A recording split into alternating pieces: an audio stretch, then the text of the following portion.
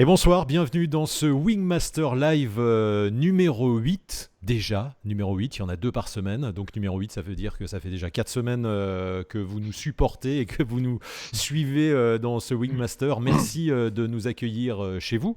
C'est hyper sympa. Je ne suis pas tout seul, vous le savez, dans ces Wingmasters. Nous avons notre expert Wingmaster qui est là avec nous, Jérôme. Hello Jérôme.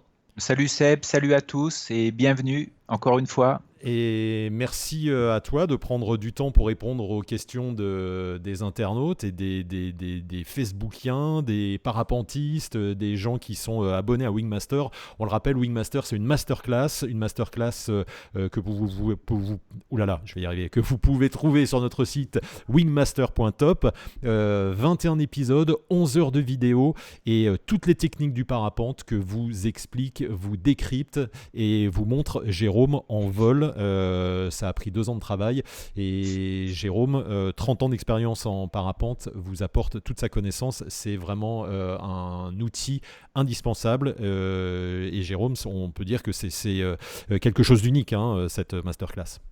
Oui, c'est unique, hein, c'est en fait de ce que tu dis, c'est 30 ans en 11 heures quoi. Hein, je sais pas, mais Ouais. ça continue à évoluer. Hein, il faut pas s'inquiéter, mais on a pu faire avec Seb, on a pu poser les choses sur l'enseignement du parapente, les pratiques, les techniques. On a pu poser les choses sur 21 chapitres, donc ça va bien du débutant au pilote confirmé. Hein, ça ratisse très très large.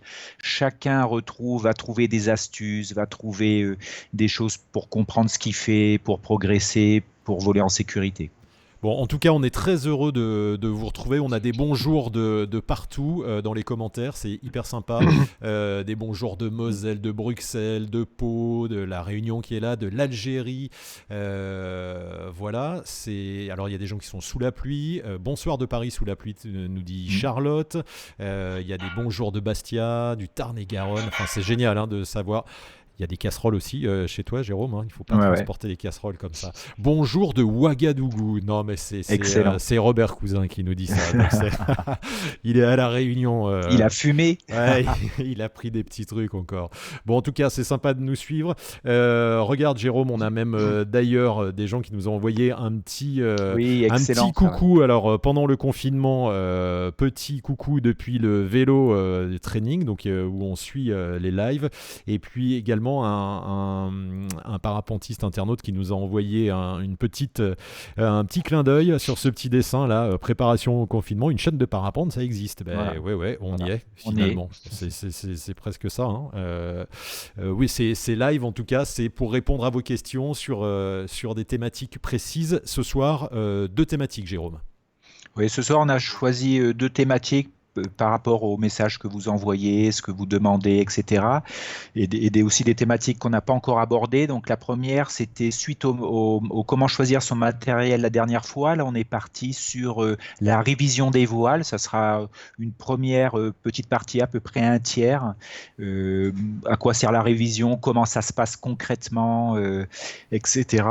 Et ensuite, un deuxième thème qui sera plus orienté vers le matériel light et surtout l'activité avec du matériel light. Donc, c'est le vol montagne, ça peut être des marches et vol, ça peut être du cross, etc. Donc, on va discuter de là-dessus. Ça peut être très sympa. Oui. Voilà, on va passer encore une bonne soirée parapente pendant qu'on est tous confinés à la maison. On va pouvoir, vous allez pouvoir poser vos questions et on va réviser plein de choses et puis en découvrir d'autres. En tout cas, Jérôme est là pour répondre à toutes vos questions. Ces lives, eh bien, on a des partenaires qui nous suivent et qui vont vous faire gagner des petits cadeaux comme à chaque fois en nous mettant des petits coucous dans les commentaires.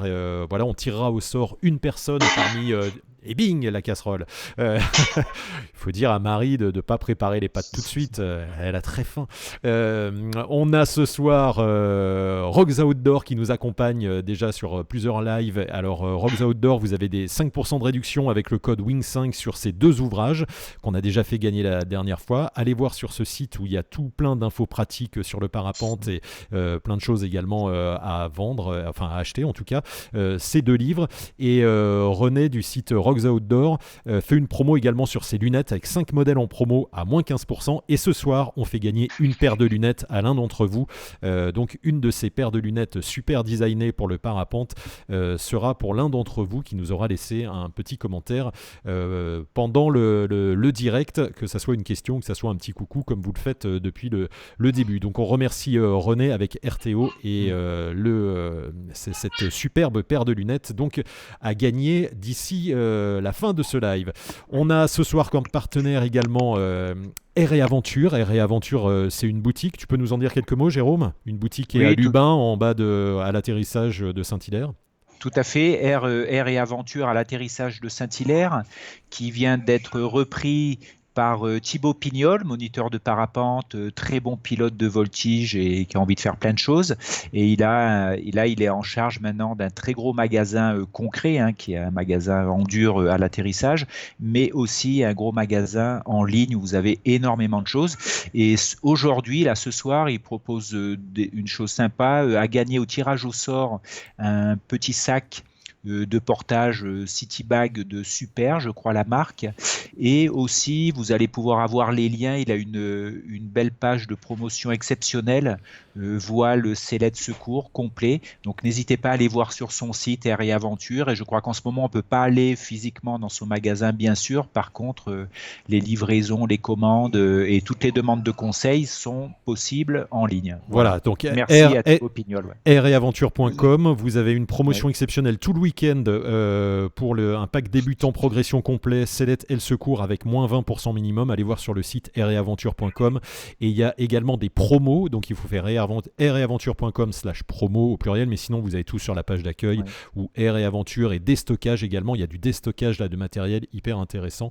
Et donc, comme le disait Jérôme, ce soir vous allez repartir également avec une paire, pas une paire de lunettes, la paire de lunettes c'était Rocks Outdoor, mais avec un sac à dos effectivement super, un Citybag super, donc qui sera gagné avant, dans le tirage au sort, on tire au sort quelqu'un dans les commentaires, donc 2 cadeaux ce soir. On remercie les Thibaut, partenaires qui nous suivent, et Thibaut une petite remarque, Seb, c'est pour le sac, en fait il ne pourrait être envoyé qu'en France métropolitaine, parce que je sais qu'il y en a qui nous écoutent d'un petit peu partout, merci à eux. Mais voilà, ce sac pourrait être envoyé gratuitement en France métropolitaine. Thibaut envoie gratuitement, exactement. Thibaut envoie le sac gratuitement en France, donc on fera un tirage au sort parmi les gens en France. Si jamais c'est quelqu'un qui n'est pas en France, on lui offrira autre chose. Mais sinon, paire de lunettes et sac pour ce soir. Voilà, c'est pas mal, en étant installé tranquille dans son salon, en nous regardant, et voilà, vous allez pouvoir repartir avec ces cadeaux. Et maintenant, on va travailler sérieusement. Jérôme, ça va être à toi pour parler de nos thématiques du soir. Donc la première, c'était sur la révision du matériel. Révision du matériel, il y a souvent des questions, et c'est souvent revenu d'ailleurs dans les lives précédents. C'était quelle fréquence du matériel, comment on le révise, est-ce qu'il faut que je le révise, combien de fois par an. Et on va commencer direct dans le vif du sujet. J'ai une question et qui va te faire plaisir, puisque c'est Damien qui nous parle de son ami Vincent aujourd'hui concernant la révision du parapente. Mon ami Vincent me dit qu'il suffit juste de refaire un calage tous les ans et de changer des suspentes abîmées. Le reste serait une perte d'argent. En effet, le test de rupture se fait sur 1 ou 2 suspentes et la porosité sur 4 endroits de 20 cm². Moi, je m'applique à replier mon secours 1 fois par an et je fais un contrôle complet de ma voile chaque année, mais c'est plus pour un meilleur confort psychologique que pour un contrôle du matériel. Alors Jérôme, ton avis? Alors, on va partir sur cette question et cet avis pour parler de la révision. Alors déjà, c'est à quoi sert une révision? Une révision du matériel va servir à suivre son matériel avec l'utilisation. Le matériel vieillit, le tissu vieillit, les suspentes bougent dans leur longueur et vieillissent au niveau elles perdent leur résistance mécanique par rapport aux suspentes neuves. Le calage aussi change de votre voile, c'est-à-dire que la position de votre voile dans l'air va changer, et globalement les voiles ont tendance à devenir de plus en plus cabreuses avec les suspentes qui rétrécissent. Donc ça, au fur et à mesure de l'utilisation de la voile, il faut aller mettre le nez dedans pour voir comment ça évolue, en fait, pour toujours voler en sécurité, c'est-à-dire avoir exactement le même comportement de voile et ne pas voler avec des voiles qui sont limites au niveau de la résistance mécanique. Donc, comment réviser les voiles? Vous avez 2 filières de révision de voile. Vous avez soit une filière par les contrôleurs agréés. Alors, il y a plein de contrôleurs en France. Là, on va voir quelques images de RVGAD à pleine altitude dans le nord. Vous avez Wingshop à Saint-Hilaire-du-Touvet. Vous avez Repair à Annecy. Dans le sud, vous avez Horizon Parapente. Dans les Pyrénées, vous avez aussi des contrôleurs. Donc, ces contrôleurs-là ont pied à terre et vous proposent de réviser votre voile. Donc ça ne sert à rien de traverser la France pour faire réviser votre voile. Vous allez vous orienter vers un contrôleur qui est près de chez vous et qui a les capacités, les compétences pour réviser la marque avec laquelle vous volez. Et l'autre possibilité de faire réviser vos voiles, c'est de renvoyer la voile dans la marque en fait. Si vous avez une Advance, vous la renvoyez chez Advance, Nivuk chez Nivuk, etc. Les marques peuvent aussi proposer la révision de la voile. Ensuite, au niveau du timing, quand est-ce qu'on fait réviser une voile? Donc, il y a plusieurs timings en fait. Il y a le premier timing quand vous achetez une voile neuve, en gros, c'est marqué sur le sticker d'homologation, ce qui est préconisé par la marque. En général, c'est 100 heures où on ne fait rien avant les 2 premières années. Voilà, c'est un des deux termes atteints. Donc, si vous volez 20 heures par an, avec une voile neuve, vous n'allez pas la faire réviser avant les 2 premières années. Ensuite, après les 2 ans, ça serait plutôt une révision tous les ans, s'il y a utilisation, bien sûr. Et ces termes peuvent être plus courts dans le temps. Alors, pourquoi ça pourrait être plus court? C'est si vous, en tant que pilote qui connaissez bien votre voile, vous décelez ou vous vous rendez compte d'un changement de comportement plutôt assez marqué. Par exemple, quand vous vous mettez en virage, votre voile a tendance à s'enfoncer, elle ne tourne pas comme avant. Vous trouvez qu'il y a un manque de vitesse en vol assez flagrant. Quand vous faites les oreilles, par exemple, votre voile a tendance, après la réouverture, à s'enfoncer un peu, ce qu'on appelle un peu des prémices de phase parachutale. Voilà, comme vous volez tout le temps avec votre voile, vous la connaissez très bien, donc il faut être attentif à des changements de comportement. Ça peut être une alerte pour aller faire contrôler votre voile. Ça peut être aussi, vous arrivez, vous vous mettez dans les arbres, etc. Vous avez un doute sur la structure, même si elle n'est pas trop abîmée, ou peut-être que vous avez un petit peu d'incidents matériels, des suspentes effilochées, etc. Vous pouvez en profiter avec certaines petites réparations à faire réviser votre voile. Voilà les différentes raisons pour lesquelles il faudrait réviser leur voile. Je fais un petit aparté par rapport au message de Damien.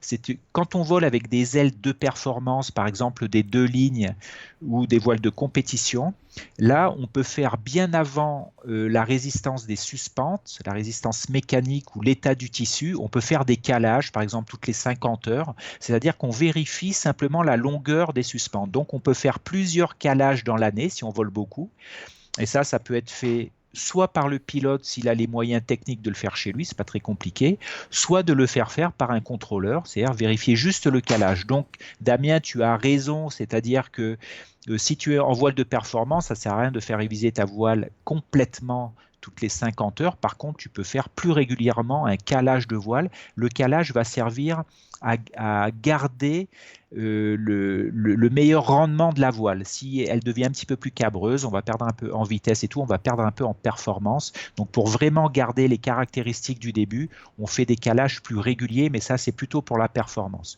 Pour les voiles de loisirs, ça ne sert à rien de faire des calages tous les 50 heures de vol. La voile, pourquoi? Parce que les voiles de loisirs sont beaucoup plus tolérantes au changement de longueur de suspente.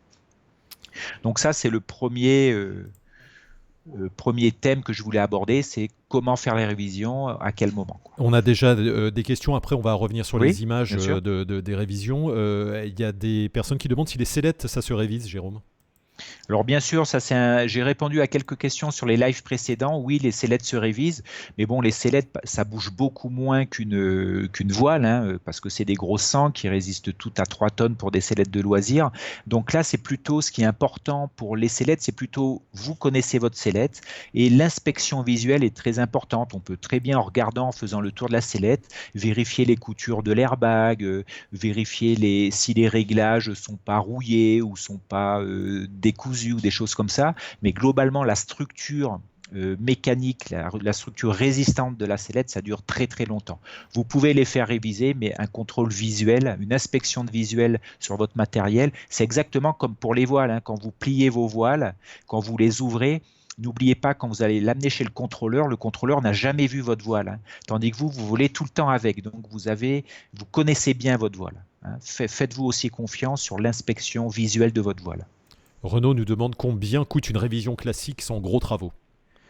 Alors, une révision, je crois que ça va être pour des voiles de loisirs aux alentours de 100 à 150 euros. Après, il faut demander. Je ne veux pas m'avancer sur les tarifs, mais ça vous donne une fourchette, en fait, avec ce qu'on appelle en gros un contrôle simple qui va être la résistance mécanique des suspentes, l'état du tissu au niveau de sa porosité et au niveau de sa résistance et le calage de la voile. Voilà, pour vous donner. Après, ça peut aller monter beaucoup plus loin parce que simplement il faut beaucoup plus de temps, de révision, c'est-à-dire un contrôle visuel général sur toutes les attaches de suspente, globalement sur tout le tissu. Donc là, vous allez payer le temps passé à vérifier votre matériel et ensuite il faudra rajouter sur ces révisions s'il y a des réparations à faire, en sachant que des petites réparations, des petits trous dans la voile et tout se réparent très bien par le pilote avec du tissu ripstop, du tissu en nylon transparent autocollant. Ça se répare très bien, c'est très solide. Pourquoi il faut faire réparer votre voile par le contrôleur? Simplement, si vous avez des déchirures qui sont près d'éléments importants, comme près des cloisons, près des coutures, etc., où là, il faudra peut-être rajouter une pièce cousue et simplement une rustine collée ne suffira pas. Encore une petite question, Jérôme, avant qu'on passe à la Oui. vidéo que tu nous as préparée. Émilie, qu'on salue, Salut, nous pose une petite question. Une voile C a-t-elle plus tendance à changer de calage qu'une A ou une B? Alors je sais pas. Par contre, plus on monte en performance, parce que je sais pas et argumenter avec, ça dépend aussi des matériaux. Il y a des matériaux qui vont bouger plus que d'autres. Et par contre, on peut dire que plus vous montez en performance, plus un changement de calage aura des conséquences sur le comportement de la voile, sa vitesse, etc. Et plus vous êtes sur des voiles de loisirs, on va dire ENA, ENB, etc., plus elles accepteront des changements de longueur de suspente, par exemple, et elles seront beaucoup plus tolérantes et il y aura moins de conséquences sur on va dire la sécurité de la voile, ne serait-ce que sa performance, sa vitesse, etc. Ça acceptera des changements beaucoup plus importants. Et justement, on va parler des contrôleurs de voile, mais juste avant de faire voir les images, quelqu'un nous pose la question comment on devient contrôleur réparateur de parapente? C'est Cyril qui pose la question. Alors, c'est une très bonne question. Je ne sais pas. Déjà, il faut avoir envie. Il faut que ce soit quelque chose qui plaise. Ensuite, il faut avoir un atelier et les compétences. Donc, il faut apprendre à se servir d'une machine à coudre. Après, tous les éléments, en fait, avoir des suspentes, les changer, etc. Les contrôles simples, c'est pas très compliqué, hein, techniquement à mettre en place. Le calage, il faut commencer à avoir un petit peu de matériel, un ordinateur, puisque les mesures des suspentes se font maintenant de plus en plus avec un laser. Voilà, donc il faut un petit matériel minimum et après il faudra un peu plus de compétences et de matériel si vous avez besoin de faire des grosses réparations, changer un caisson, etc. Voilà, mais sinon sur le truc de base, c'est pas très compliqué. Il faut avoir de la place et ensuite il faut aussi être reconnu par les marques, c'est-à-dire qu'ensuite il faut contacter les marques, être en lien avec elles pour connaître les matériaux qu'ils utilisent, etc., avoir leur protocole de révision et que les marques donnent le feu vert pour que vous puissiez mettre le nez dans leur matériel et donner un avis. Adrien nous dit une seule formation en France réalisée par Nervure. Et il répète ce qu'on lui avait dit. Est-ce que tu confirmerais ça? Alors oui, il y en a peut-être d'autres, oui, ça c'est très bien. Et c'est-à-dire, c'est pour ça quand je vous dis avoir les compétences, alors les compétences ne sont peut-être pas innées, donc il y a des formations qui peuvent être faire un stage dans une marque de parapente pour voir comment ils font les révisions et tout, et vous former comme ça, c'est une très très très bonne idée, bien sûr. Et aussi, peut-être qu'il y a des gens, peut-être qu'il y a Nico là de Wingshop qui est là, ou d'autres personnes, n'hésitez pas à écrire un petit mot pour donner votre cursus, comment vous êtes arrivé à bosser dans le contrôle de voile. Alors Jérôme, tu as préparé, tu as trouvé une petite vidéo justement du contrôle. Est-ce que tu peux nous expliquer ce qu'on va voir? Alors, ce qu'on va voir, en fait, j'ai pris des morceaux d'une vidéo qu'a mis en ligne Hervé Gabé de Pleine Altitude, qui fait des contrôles de voile régulièrement, c'est son boulot, entre autres. Et donc, j'ai pris 3 morceaux de sa vidéo, parce qu'elle est assez longue, elle est très explicative et tout, donc vous irez la regarder en entier. Donc, j'ai pris, il y a un premier morceau qui met l'accent sur le contrôle du tissu, ce qu'on appelle la porosité. Je vous explique juste ce que c'est, comme ça on verra les images derrière, ça dure pas très longtemps. C'est contrôler la porosité, c'est en gros contrôler l'étanchéité du tissu de la voile. Alors il faut le faire à plusieurs endroits. Pourquoi? Parce que les tissus ne sont pas les mêmes et les sollicitations du tissu non plus ne sont pas les mêmes. Donc il y a environ 4, 5, 6 points sur la voile où un appareil va permettre de faire passer un volume d'air. Et quand on parle de porosité, on va parler de temps simplement. C'est en combien de temps, en secondes, va mettre ce volume d'air pour passer à travers le tissu. Et en gros, les mesures de porosité vont aller en gros de 0 secondes, ça veut dire que le tissu est poreux, laisse passer l'air à travers, comme la plupart des parachutes de saut en fait. C'est pour ça que ça, je fais cette petite aparté pour dire qu'une aile poreuse peut très bien voler, il n'y a pas de danger. C'est juste une indication, on en reparlera après. Et ça va pour un tissu neuf environ un peu plus de 1000 secondes. Après, je ne rentre pas dans les détails, sur plus de 1000 secondes pour faire passer ce même volume d'air, parce qu'il va y avoir des tissus plus ou moins étanches, des tissus siliconés, etc. Donc ça, c'est le premier test. On peut voir les images si tu veux, Seb. Allez, c'est parti. Je te mets ça. Alors, voilà, donc là, on voit Hervé va placer cet appareil sur une partie de l'intrado, non, sur le partie de l'extrado de la voile. Donc, il place l'appareil.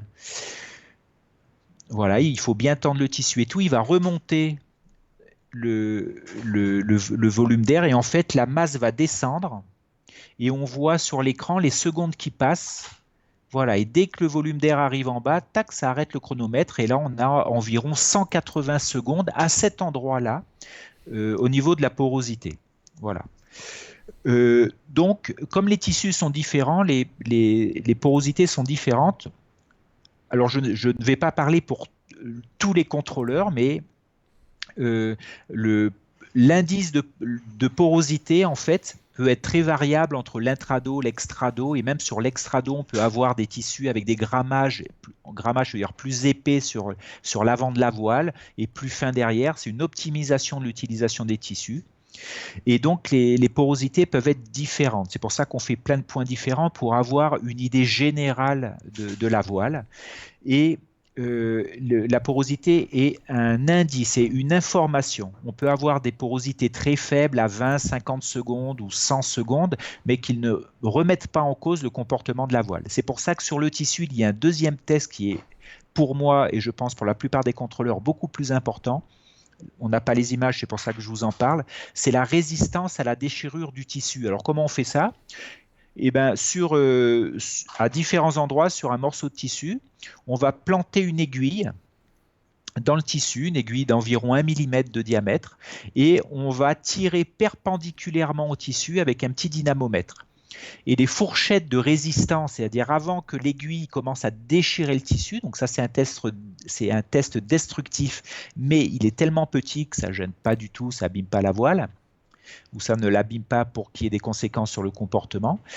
Entre 400 grammes et 1,2 kg à peu près, le tissu est considéré comme valable, en bon état ou suffisamment résistant. Un tissu neuf, c'est environ 1 kg. Et en deçà de 400 grammes, on considère que le tissu a quand même commence à être plus fragile à la résistance à la déchirure. Voilà. Jérôme, justement une question sur la porosité. Oui. Oscar nous demande si une voile light perd-elle sa porosité plus rapidement qu'une voile classique? Pas obligatoirement parce que dans le light, en fait, il peut y avoir différents tissus, des tissus un petit peu plus siliconés, d'autres un petit peu moins, d'autres avec des inductions différentes. Donc, ça va un peu dépendre du tissu light utilisé. On ne peut pas généraliser le light. Alors, on ne peut pas dire que tous les lights sont différents si on ne parle que du grammage. Un tissu light, par exemple, c'est 27 grammes au mètre carré. Tous les 27 grammes, suivant les marques, et même chez Porsche, par exemple, il y a différentes inductions sur ce 27 grammes. Et sur sur le Dominico, il y a aussi différentes inductions, donc les indices de porosité ne sont pas les mêmes, hein, voilà. Donc il ne faut pas trop bloquer là-dessus, quoi. Ce qui est important, c'est plutôt la résistance du tissu. On a une question sur. Après, on pourra parler des suspentes, Jérôme. Il y a beaucoup Oui. de questions sur le suspentage et le calage. Laurent nous demande le contrôle d'une aile est-il obligatoire pour vendre sa voile en occasion? Tout à fait, c'est un truc que j'ai oublié. C'est très bien, Laurent, que tu reviennes là-dessus, puisque j'ai oublié de le dire en préalable. C'était que c'est un des termes, un des moments où il faut faire réviser sa voile. C'est si vous vendez votre voile d'occasion, vous êtes responsable de votre matériel. Donc, si vous la faites réviser, ça enlève votre responsabilité. C'est le contrôleur qui prend la responsabilité du matériel, puisque c'est lui qui révise le matériel. Donc, ça, c'est important. Quand vous vendez une voile, c'est bien qu'elle soit révisée, aussi bien pour vous en tant que vendeur qu'en tant qu'acheteur. Ça donne une idée où en est la voile, etc. Mais c'est Donc, pas une obligation, hein, c'est une recommandation. ah ben non, c'est pas obligatoire. Tu peux acheter et vendre une voile sans qu'elle soit révisée, hein, bien sûr. Mais là, l'acheteur, le vendeur est responsable s'il ne la fait pas réviser. Et en parlant de porosité, Steve nous demande est-ce que la porosité a une importance sur le pilotage? Alors, on ne va pas parler de pilotage, mais on va parler plutôt de comportement de la voile. Non, on peut avoir des voiles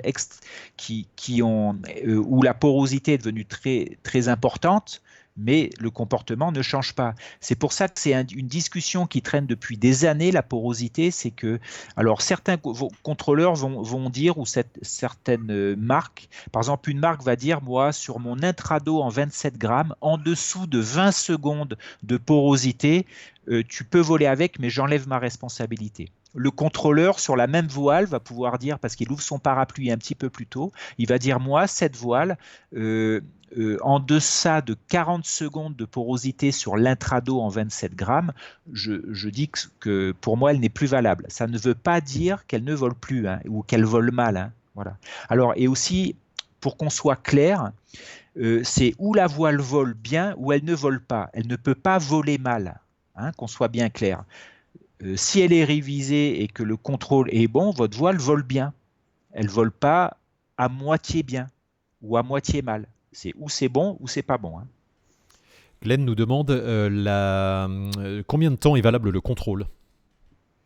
Eh bien, tout dépend du résultat du contrôle. Donc, c'est pour ça que c'est un truc qui reviendra dans la discussion, c'est quand on fait réviser la voile, n'oubliez pas que vous connaissez bien votre voile.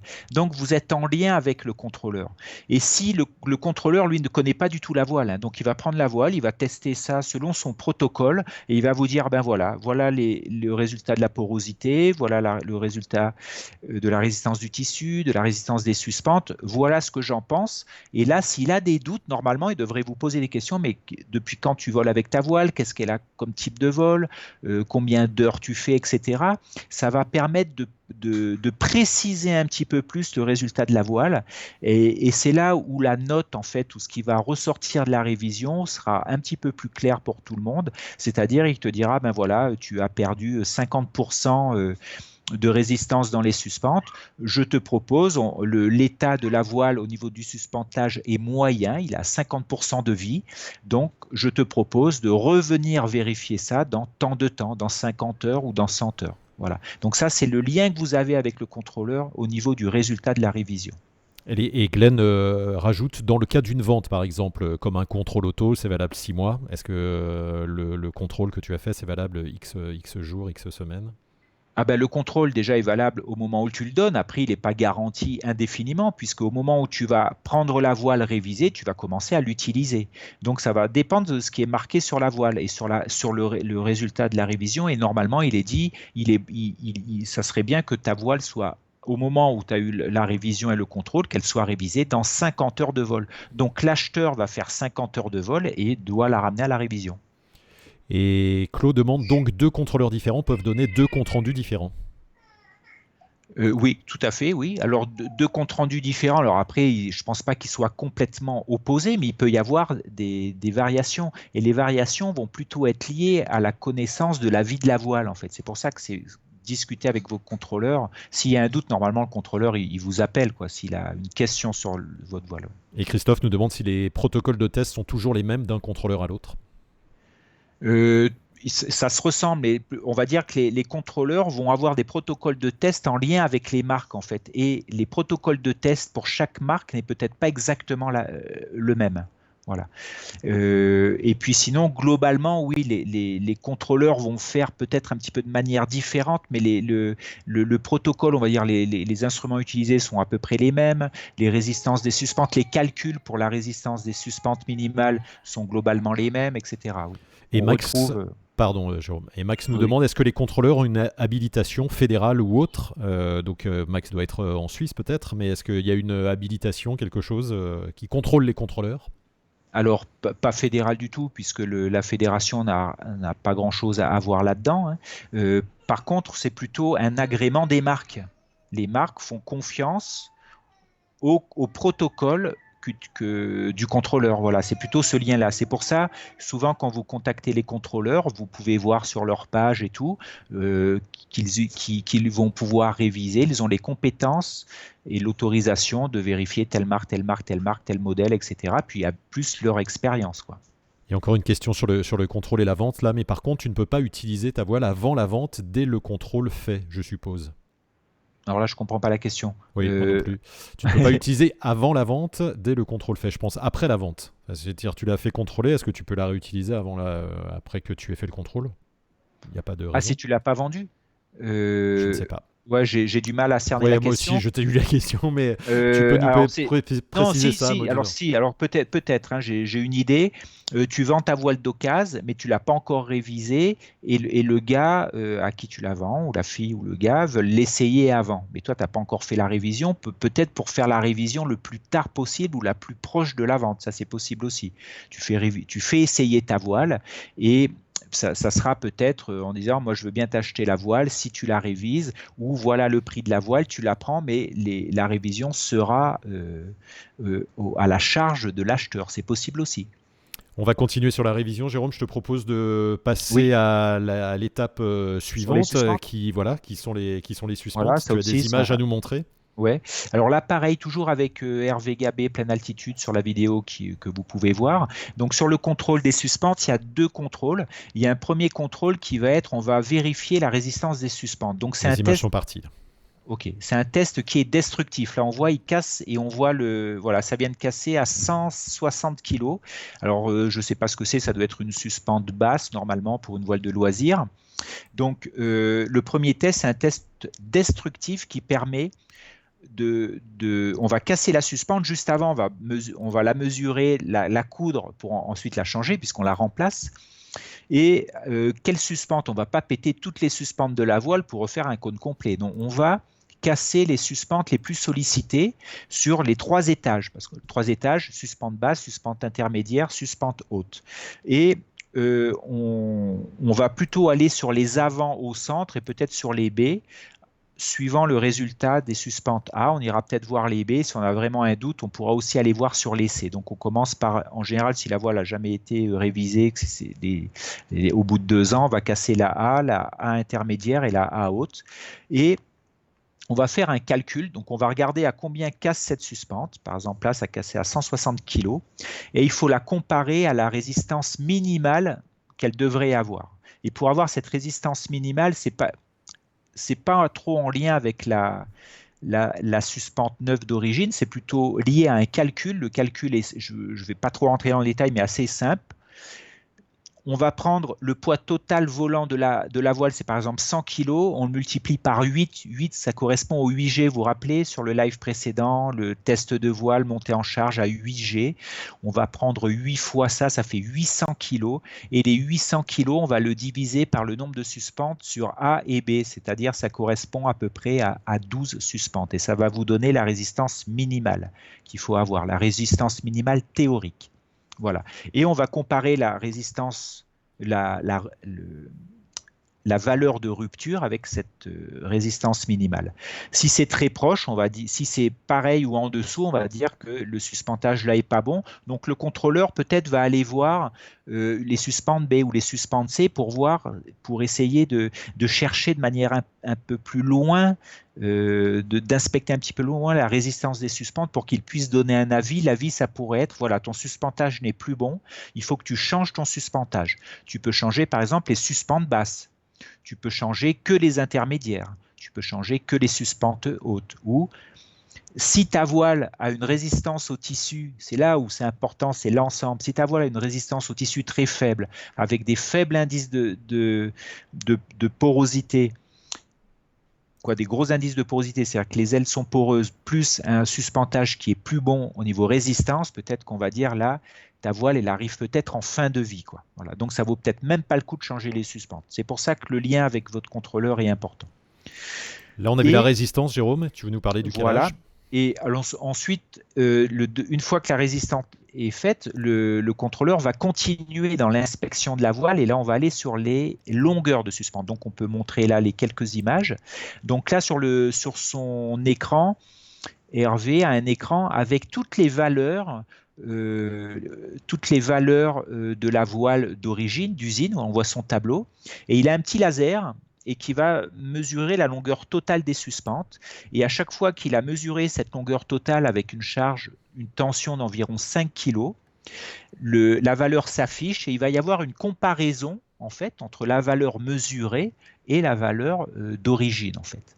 Et ça va permettre de voir en fait comment les suspentes se sont globalement rétrécies ou un peu allongées pour les avants suivant les voiles. Et à partir de là, le contrôleur va vérifier la différence en fait. La tolérance au niveau des longueurs, c'est environ 1 cm en plus ou en moins, pour vous donner une idée.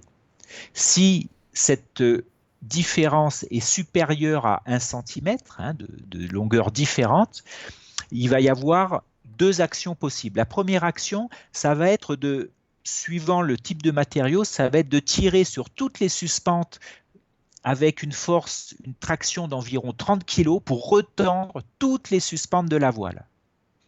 Et refaire une mesure derrière pour voir si ça n'a pas déjà remis les choses en place. Ça paraît étonnant, mais les suspentes sur 8 mètres sont un peu élastiques, donc on rattrape l'élasticité. Et le deuxième truc, c'est s'il y a encore des écarts, on va pouvoir jouer sur la longueur des suspentes. Alors comment on fait? Vous avez peut-être entendu parler, on fait des loupes.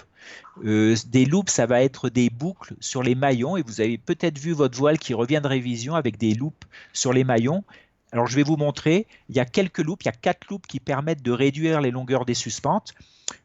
Alors j'ai pris une suspente basique et un gros maillon, c'est pour que ce soit assez visuel. Donc ça, là vous avez simplement la suspente qui passe dans le maillon. Voilà, simplement la boucle qui passe. Le premier réglage qu'on peut faire, c'est ce qu'on appelle un tour mort. Voilà. Là, je viens de faire un tour mort sur mon maillon.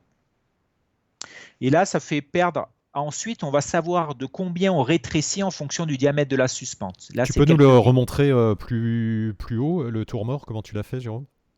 C'est simplement, voilà, là, c'est la boucle normale. D'accord? Et je vais prendre la boucle et je fais un tour en plus. Voilà. Je ne sais pas si on le voit, c'est juste un tour mort. Vous verrez la différence après. Donc ça, c'est quelques millimètres sur les suspentes. Si on a besoin de réduire plus la longueur, on va faire ce qu'on appelle une tête d'alouette. Vous connaissez la tête d'alouette, donc là, je vous la fais. Donc avec la suspente, ça c'est basse au niveau des maillons, je fais une tête d'alouette. Et là, je vais plutôt me rapprocher du centimètre. D'accord ? Et donc ça, c'est des loupes qui permettent aussi de ne pas perdre en résistance au niveau de la suspente. Ensuite, si j'ai besoin de dépasser les 8 mm ou le centimètre, je fais ce qu'on appelle un round. Alors, je ne sais pas comment on dit en français, mais bon, un round, ça va être, on passe la suspente comme ça, on fait le tour de la suspente et on vient de nouveau la repasser dans le maillon.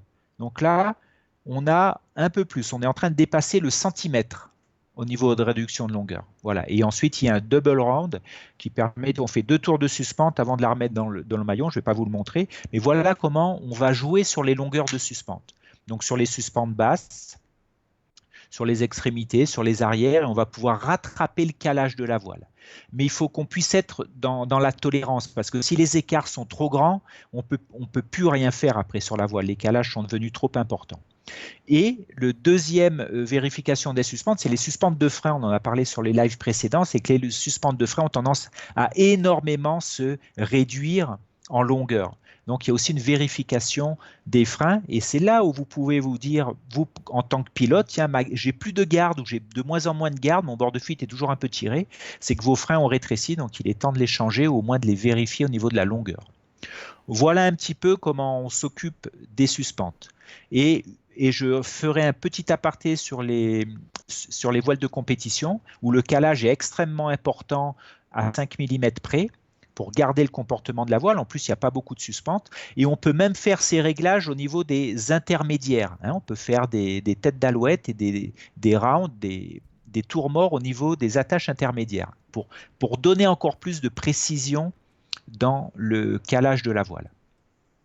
Voilà les premières informations que je voulais vous donner. Jérôme, merci beaucoup. On a beaucoup de questions. On va partir sur la salve de questions. Si tu nous fais des petites réponses courtes, c'est bien, parce qu'il y en a vraiment beaucoup. Ouais.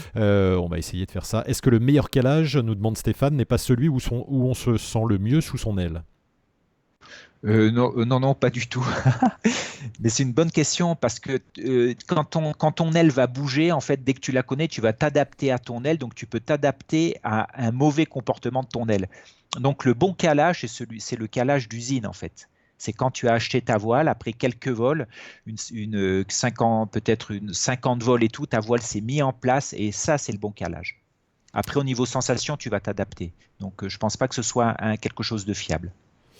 Jérôme, il y avait une question, mais je pense que ça a été répondu sur comment on contrôle la résistance mécanique des suspentes. On l'a vu. Je voulais juste rajouter une nuance par rapport au truc d'avant. Oui, alors il faut prendre tes sensations en sens inverse. C'est-à-dire quand tu commences à sentir au niveau sensation un mauvais comportement de la voile, il faut aller faire un calage. Jérôme, alors, Michel nous demande quid du rétrécissement des gaines des arrières ou des freins, surtout pour une voile en sortie d'hiver ou de confinement. Et ben voilà, donc une des raisons, c'est de faire un recalage. Et là, le recalage peut être simplement, s'il n'y a pas de problème de résistance, ça serait simplement de la traction sur chaque suspente, avec une traction d'au moins 20 à 30 kg par suspente, pour rattraper cette élasticité, pour rattraper ce rétrécissement. Thierry nous demande, le vieillissement des suspentes est-il différent en fonction des matériaux, Dynéma, Kevlar ? J'ai entendu dire que la longueur des suspentes peut très bien bouger, même sans voler, rien qu'avec le temps. Tout à fait. Donc après, vous connaissez deux types de matériaux, ce qu'on appelle l'aramide ou de la marque Kevlar. C'est ça, voilà, c'est des suspentes qui sont comme ça, non gainées, ou qui sont de couleur beige. Voilà, s'il y a une gaine. Et ce qu'on appelle le polyéthylène, donc de marque Dynéma, ça c'est tout blanc. Donc les deux ont des caractéristiques différentes, c'est-à-dire que le Dynéma blanc est extrêmement solide. C'est pour ça que si vous avez des voiles avec des suspentes basses ou même intermédiaires ou hautes en Dynéma, en général ça casse jamais. C'est très très solide. Et si vous avez des très grosses suspentes avec des résistances à plus de 350 kg et tout, des fois les contrôleurs ne les cassent même pas puisqu'ils n'arrivent jamais pas à la casser, mais avant qu'on arrive aux résistances minimales, il y a peu de chance. Par contre, l'inconvénient du Dynéma sur les grandes longueurs, c'est que ça a tendance à bouger sur les grandes longueurs. C'est pour ça que le Dynéma est souvent utilisé en intermédiaire et en haute. C'est résistant et sur les petites longueurs, ça ne bouge pas trop en longueur. Et on va utiliser sur les parties basses du Kevlar qui lui bouge beaucoup moins en longueur, mais un petit peu moins résistant dans le temps. Ça, c'est une caractéristique globale, ce que je vous parle. Il faut savoir maintenant, les matériaux évoluent. Il y a des mixtes dans les matériaux de suspente. Et on a, par exemple, ça, c'est une suspente d'un biplace que je viens de faire contrôler. Ça, en bas, une suspente en Kevlar non gainée en bas résiste à peu près à 350 kg d'origine. Donc, c'est extrêmement résistant. Et la couleur, ça vient d'un traitement anti-UV parce qu'il n'y a pas de gaine. Voilà. Donc, les matériaux évoluent et on a plutôt du matériel solide au niveau du suspentage. Alors justement, Glenn demande, les suspentes dégainées sont-elles moins sujettes aux variations de longueur ? Très bonne question. Alors, je pense qu'il ne faut pas généraliser, ça va dépendre. Alors, c'est sûr que des suspentes non gainées, vous avez beaucoup plus de fibres, c'est plus dense, des suspentes non gainées, et il y a un traitement anti-UV, alors que dans la gaine, c'est un petit peu moins dense à l'intérieur de la gaine. Donc, suivant les matériaux, il peut y avoir des interactions entre la gaine et l'intérieur. Alors après, je ne veux pas généraliser parce que là, on va dire que ça dépasse mon expérience parce que ça devient un petit peu pointilleux. S'il y a des contrôleurs qui écoutent, n'hésitez pas à vous laisser un petit message. Voilà, pour répondre précisément à cette question, Gaël. Mais sur du loisir, il ne faut pas trop s'inquiéter de tout ça. C'est quand même du costaud. Tom nous demande le fait de mettre une suspente neuve en remplacement de celle testée dans un suspentage qui a son âge ne risque-t-il pas de créer un déséquilibre de résistance globale? Alors, oui, mais pas dans le mauvais sens, puisque tu changes qu'une suspente, celle-là sera plus solide. Mais c'est pas grave, c'en est qu'une. Il faudrait pas il faudrait pas remplacer par une suspente moins solide. Et par contre, il faut pas parler là de résistance, mais quand la suspente est changée en neuve, elle a bien la même longueur que la suspente qui a volé, donc qui a peut-être bougé. C'est ça qui est important. Quand on met une suspente neuve, parce qu'on a cassé l'autre, la longueur de cette suspente n'est pas la longueur usine, mais la longueur de la suspente qu'on a cassée, pour que ce soit la même. Yann demande si retourner une suspente dégainée par frottement ou gonflage au niveau du maillon de l'élévateur, est-ce que c'est une bonne ou une mauvaise idée en attendant le remplacement à la prochaine révision? Voilà, repose la question, là, j'ai pas... Oui, si il on dit, retourne... voilà, il veut inverser une suspente dégainée par ok. frottement ou gonflage au niveau du maillon de l'élévateur. Genre, tu la mets vers l'aile, enfin, tu la Oui, déplaces, quoi. tu la tournes. Tu la Alors tournes. le truc, c'est si tu la tournes, alors déjà, même si c'est dégainé, je pense, tu vas pas atteindre tu vas pas atteindre la rupture de ta suspente. Je pense qu'il ne faut pas que tu t'inquiètes là-dedans. Là, mais c'est ce qu'il y a de plus solide. Et la gaine, non. Par contre, si tu la retournes, le risque, c'est que tu oublies que tu as la changée, puis tu continues avec une voile qui a été dégainée. Donc, c'est bien de la changer. Et surtout, le fait qu'elle soit dégainée, c'est qu'il y a eu une usure, on va dire, importante, même si c'est que de la gaine. Donc, il faut peut-être la changer. Ça permet aussi de regarder un petit peu autour pourquoi cette suspente est usée, de quoi ça vient. Voilà. Christophe demande quand on voit une suspente qui s'effiloche, cela signifie-t-il qu'il faille la changer? Pour la résistance, non. Si c'est une gaine qui est partie ou que c'est filoche, non, parce que si avant d'entamer la gaine, il faut vraiment, avant d'atteindre la rupture minimale, mais ça c'est mon avis. Ensuite, je pense que beaucoup de pilotes avec des suspentes effilochées ne sont pas rassurés du tout quand les gaines sont parties. Donc oui, vous la changez. Tout à fait, oui. Quelqu'un nous dit, comme d'autres, je me suis aperçu que je fais des tours et des tours à mes drisses de frein. Est-ce pertinent d'essayer de faire des tours dans le sens inverse? Alors on dit on détauronne, c'est-à-dire qu'à force de faire des tours de frein, on va tauronner la drisse de frein. Donc la conséquence de ça, c'est que ça va réduire la distance des freins. Des fois, vous pouvez perdre 5-10 cm en faisant ça. Donc c'est bien, avant de décoller, de partir de l'extrémité haute de la drisse de frein et de tirer comme ça pour faire tourner la poignée, pour détauronner. Et après, si vous volez longtemps, vous faites beaucoup d'heures, des fois c'est bien de changer la suspente de frein. Et Steve, je pense qu'il pense qu'on est le 1er avril. Est-ce qu'on peut remplacer temporairement une suspente de frein par de la corde ou de la ficelle sans risque? Si, alors, je ne sais pas pour toi ce que c'est de la ficelle et de la corde sans risque. Si c'est pour alors il faudrait qu'il y ait une résistance minimale équivalente.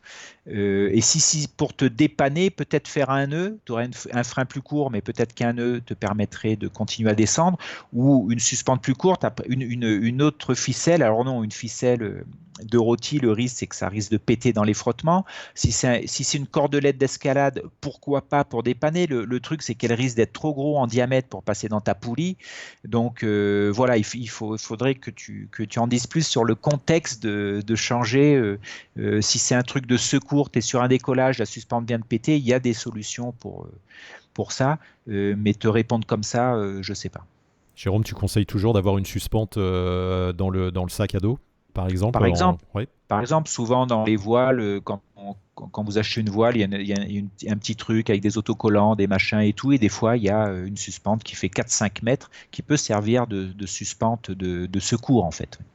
Eric nous demande comment la personne qui fait le contrôle des suspentes sait qu'il ne teste pas la suspente remplacée l'année précédente au lieu de celle d'origine.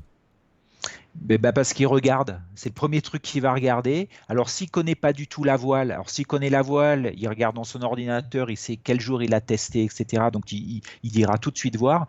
Et un contrôleur qui regarde une voile, il va regarder ça. Et entre la couture qui a été faite chez un contrôleur et la couture usine, ou même la couleur de la suspente, si elles sont vieillies, elles n'ont pas tout à fait les mêmes couleurs.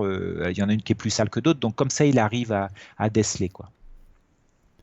Super, Jérôme. Steve nous dit que du coup, pour éviter les tours de frein, il a mis des petits émerillons. Alors la question c'est où est-ce qu'il les a mis? S'il a mis les mérillons en haut de la poignée, comme ce qu'il existe sur la plupart des voiles, c'est très bien. Si tu as mis un émerillon en haut, ça marche très bien, mais c'est dangereux. Je t'explique pourquoi, parce que j'avais fait ça en biplace. J'avais mis des émerillons sur la partie haute de la drisse de frein, et sur des décollages à ski, on partait à fond dans la pente, même vent arrière des fois.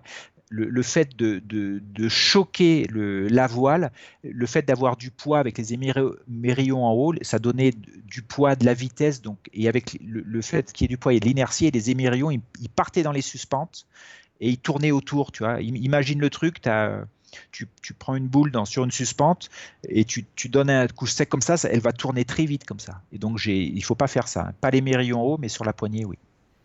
Et Eric nous confirme qu'en vol bivouac, une suspente de secours, c'est bien. Et Steve nous dit oui que c'était une solution de secours et il entendait par ficelle une cordelette. Mais autant avoir, comme tu le disais, une voilà. suspente dans le Alors, sac. Tout à fait. C'est pour ça après, il faudrait rentrer dans le contexte. Si la cordelette est trop grosse, eh bien, il ne faut pas la passer dans la poulie de frein, par exemple, si c'est pour te dépanner. Mais il faut tout faire ça en connaissance de cause, savoir faire un nœud simple mais qui tient. Voilà. Pas rentrer dans un bricolage où tu doutes. Il ne faut pas douter. Bien sûr que tu peux remplacer par autre chose. Jérôme, merci pour toutes ces informations sur. Tu as des choses à rajouter en ce qui concerne les révisions du matériel? Non, on a fait un petit peu le tour. Donc voilà, oui, et puis ce que je rajoute, c'est que vous, en tant que pilote, n'oubliez pas que vous connaissez bien votre voile, donc inspectez-la visuellement. S'il y a des petites réparations, faites-les. Il y avait une question, vous pouvez bien sûr, vous, changer des suspentes, il suffit de commander la suspente qui correspond. C'est un montage. Et bien sûr, si vous avez peur de faire tout ça, si vous ne vous sentez pas, faites-le faire par un professionnel. Mais après, c'est bien d'aller un peu avoir des connaissances dans la résistance des matériaux et tout, ça rassure en fait. Voilà, pour mettre le nez dans votre voile. Et Thierry donne un petit conseil, un petit kit de répardrice ripstop dans son sac. C'est bien, effectivement. Tout à fait. C'est du ripstop pour réparer la voile aussi. On n'a Par pas exemple, parlé des voilà. déchirures de voile, mais...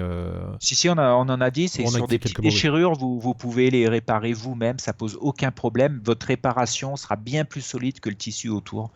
Voilà. C'est moi qui n'avais pas suivi, pardon Jérôme. Écoute, on va passer au thème suivant. Merci à tous d'avoir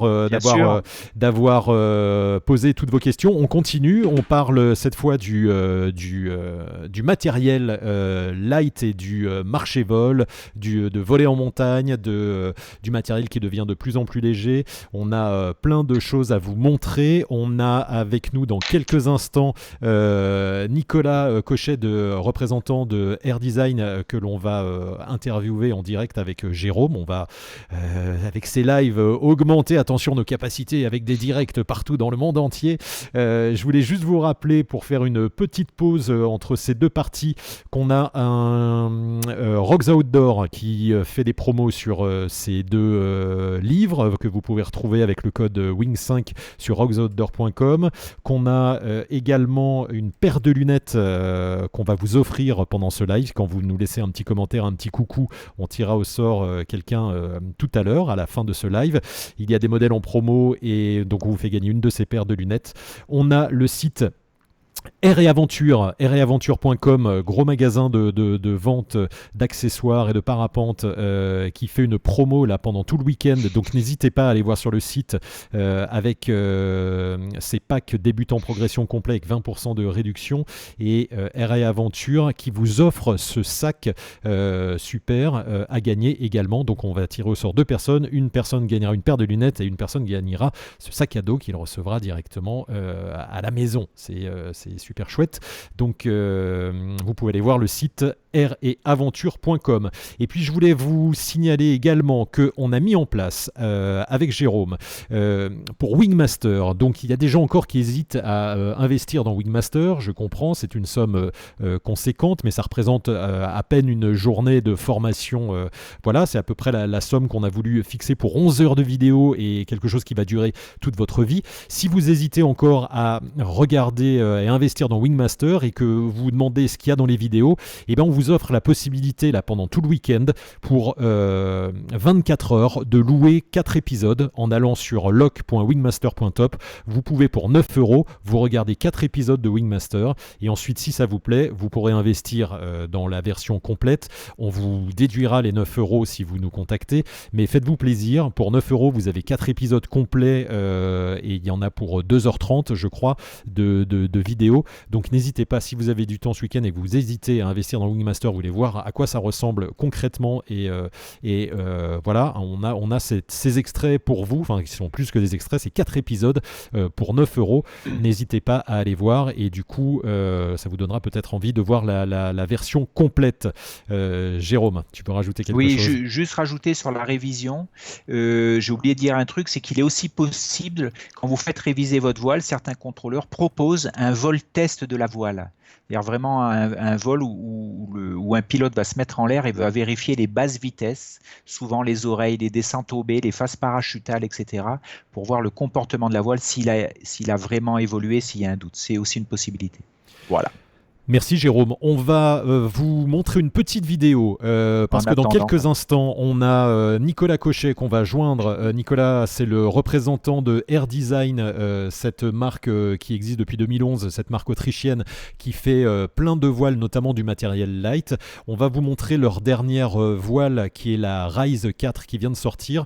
On a une petite vidéo, ça va me permettre moi voilà, des images super sympas en vol. Ça dure quelques secondes et puis on joint Nicolas et on revient avec lui dans quelques instants pour vous parler du matériel light et ensuite Jérôme partira sur le matériel light, vous expliquera tout ça qui est utile notamment pour le marché vol. On se regarde cette petite vidéo, on revient tout de suite avec vous, allez voir de superbes images. Et avec du son, ça sera mieux.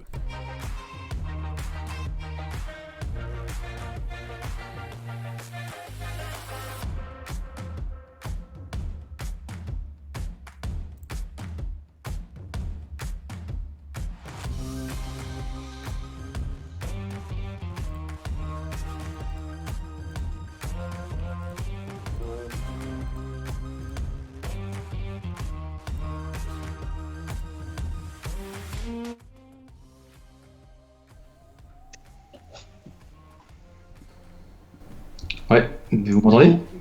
Très bien. Alors, on va attendre. On vous a là en direct, les garçons. Il faut juste que je fasse un petit réglage. On entend la musique.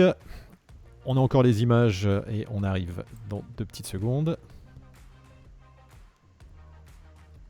Nicolas, ça a été tourné où ces images? Dans le Vercors. Dans le Vercors. Ouais, ça claque. Ouais. C'est magnifique. Ouais, ça fait. Je pourrais le dire si tu veux en introduction, ça fait rêver de voir ça en ce moment. Bah, on t'entend là, on est en live avec toi, Nicolas, on entend le. Ah, ok, tu es avec nous. Bonjour voilà. à tous. Alors attends, je fais un petit réglage, j'ai un petit souci de capture de ça. J'arrive avec vous dans quelques instants. Voilà, c'est que vous n'êtes pas très centré, on a des petits problèmes d'habillage. J'arrive, hein. Jérôme, je reviens avec toi pendant ce temps. Ouais. Voilà, Voilà, Jérôme et Nicolas, vous êtes là. Au centre. Ouais, très bien, ouais. Attends, il faut que je fasse un petit, voilà, c'est du live. J'arrive, c'est que j'ai pas eu le temps pendant la vidéo de caler. Finalement, ça a été plus vite que prévu.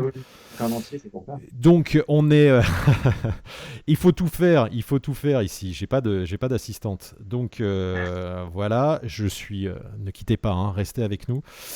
J'ai une image qui ne bouge pas tandis que l'autre est coincée. Voilà. Et je ne sais pas pourquoi je n'arrive pas à vous remettre. Et voilà, vous êtes là. Salut les garçons. Donc, Salut Nicolas. Salut les deux, bonjour à tous. Nicolas Cochet à droite, Jérôme Cano à gauche. Nicolas, donc représentant de Air Design, cette marque autrichienne depuis 2011. Vous avez une douzaine de voiles qui représentent un peu tous les segments. Nicolas, moi j'avais une question. Le light, on en parle de plus en plus. Est-ce que les marques se sentent obligées de faire du light ou est-ce que c'est une demande des parapentistes de voler de plus en plus léger? Une question piège pour commencer. Non, effectivement, ça va dans les deux sens. Il y a une demande qui augmente. Je pense qu'il y a une demande de simplicité et de légèreté du sac pour beaucoup, même pas seulement pour faire de la montagne. Et dans le même sens, au même moment, il y a des progrès qui sont faits sur les matériaux et sur la conception, sur les structures internes qui permettent d'alléger le matériel sans perdre en durabilité. Bonjour, c'est les directs. Il y a du monde. Ah ouais, c'est normal. C'est le confinement. Voilà, c'est ça. Du coup, on arrive à faire aujourd'hui des ailes qui sont aussi durables et aussi solides que ce qu'on faisait il y a une dizaine ou une quinzaine d'années avec des matériaux light et en ayant gagné 1 kg, 1,5 kg, 2 kg sur ce qu'on faisait avant. Donc voilà, c'est cette facilité d'accès à ce type de matériel, plus une demande croissante de gens qui vont en montagne, qui veulent marcher, qui veulent profiter d'un petit sac pour aller voler. Jérôme, tu avais des questions pour Nicolas? Oui, alors moi, ce qui m'intéresse de savoir, Nico, c'est dans la gamme que vous proposez, en fait, j'ai vu il y a trois gros pôles, trois gros thèmes.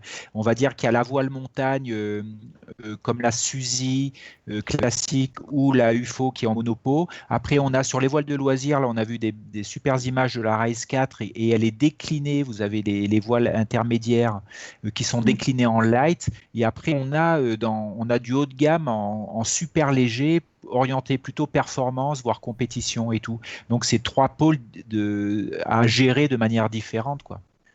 Oui, en fait, on a effectivement trois pôles. Les premiers que tu as cités, qui sont les ailes de montagne, qui sont très souvent des deuxièmes ailes pour des pilotes qui volent déjà avec du matériel classique, mais qui ont aussi envie d'avoir du matériel léger pour faire de la randonnée. Mais on voit de plus en plus, avec les progrès qui sont faits sur ces types d'ailes, que pas mal de pilotes se mettent à voler avec ce type de produit en aile unique. Peut-être moins les monosurfaces, mais c'est de plus en plus vrai sur les ailes légères double surface, qui sont avec lesquelles on vole à partir de 2 polyvalentes, kg, 5 et qui sont très très polyvalentes. Et c'est vrai que c'est pas spécifique à Air Design ce que je dis là. Ensuite, on a la plupart des constructeurs, ou beaucoup de constructeurs maintenant, les grands en tout cas, font aussi des déclinaisons légères de leur voile classique, qui sont soit déjà très très robustes et qui peuvent aller à, si on parle de poids, de l'ordre de 5 kg. Mais même nous, par exemple, sur la RS4 dont on parlait, en taille 92 kg max, on est à 4 kg 2 et on sait faire une version allégée aujourd'hui avec les matériaux dont on dispose, sans changer rien d'autre que les matériaux pour rester dans l'homologation finalement de la version standard, en gagnant 800, 700, 800 grammes, voire 1 kg. D'accord. Ouais. Et donc, en fait, le fait de pouvoir gagner entre 500 et 1 kg sur une voile classique, c'est globalement de l'optimisation des matériaux, donc pas utiliser le même tissu partout, peut-être changer les joncs, changer les élévateurs, etc. C'est là où vous gagnez du poids. Ouais. Ouais. Typiquement, une aile semi-légère, comme nous, on n'a plus d'ailes lourdes à part les ailes école et les biplaces.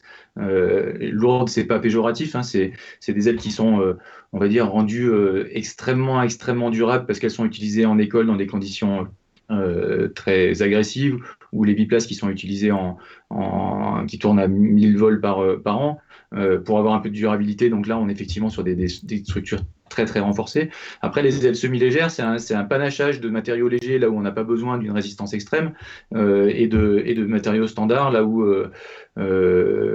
finalement on en a plus besoin. Typiquement, nous sur notre ENC, la Volt, on est aujourd'hui dans la gamme, on est sur une aile qui fait 4 kg 2, 4 kg 3 pour encore une fois une 95 kg max, et qui est une aile ou comme la Rise, hein, qui sont des ailes standards qui sont déjà light, oui. Qui sont déjà light, mais dont on n'arrivera pas au bout de la durée de vie. En général, on changera souvent. Et les ailes super légères maintenant qui sortent, suivant les matériaux qu'on utilise, on sait faire des ailes super légères qui sont aussi durables que des ailes standards.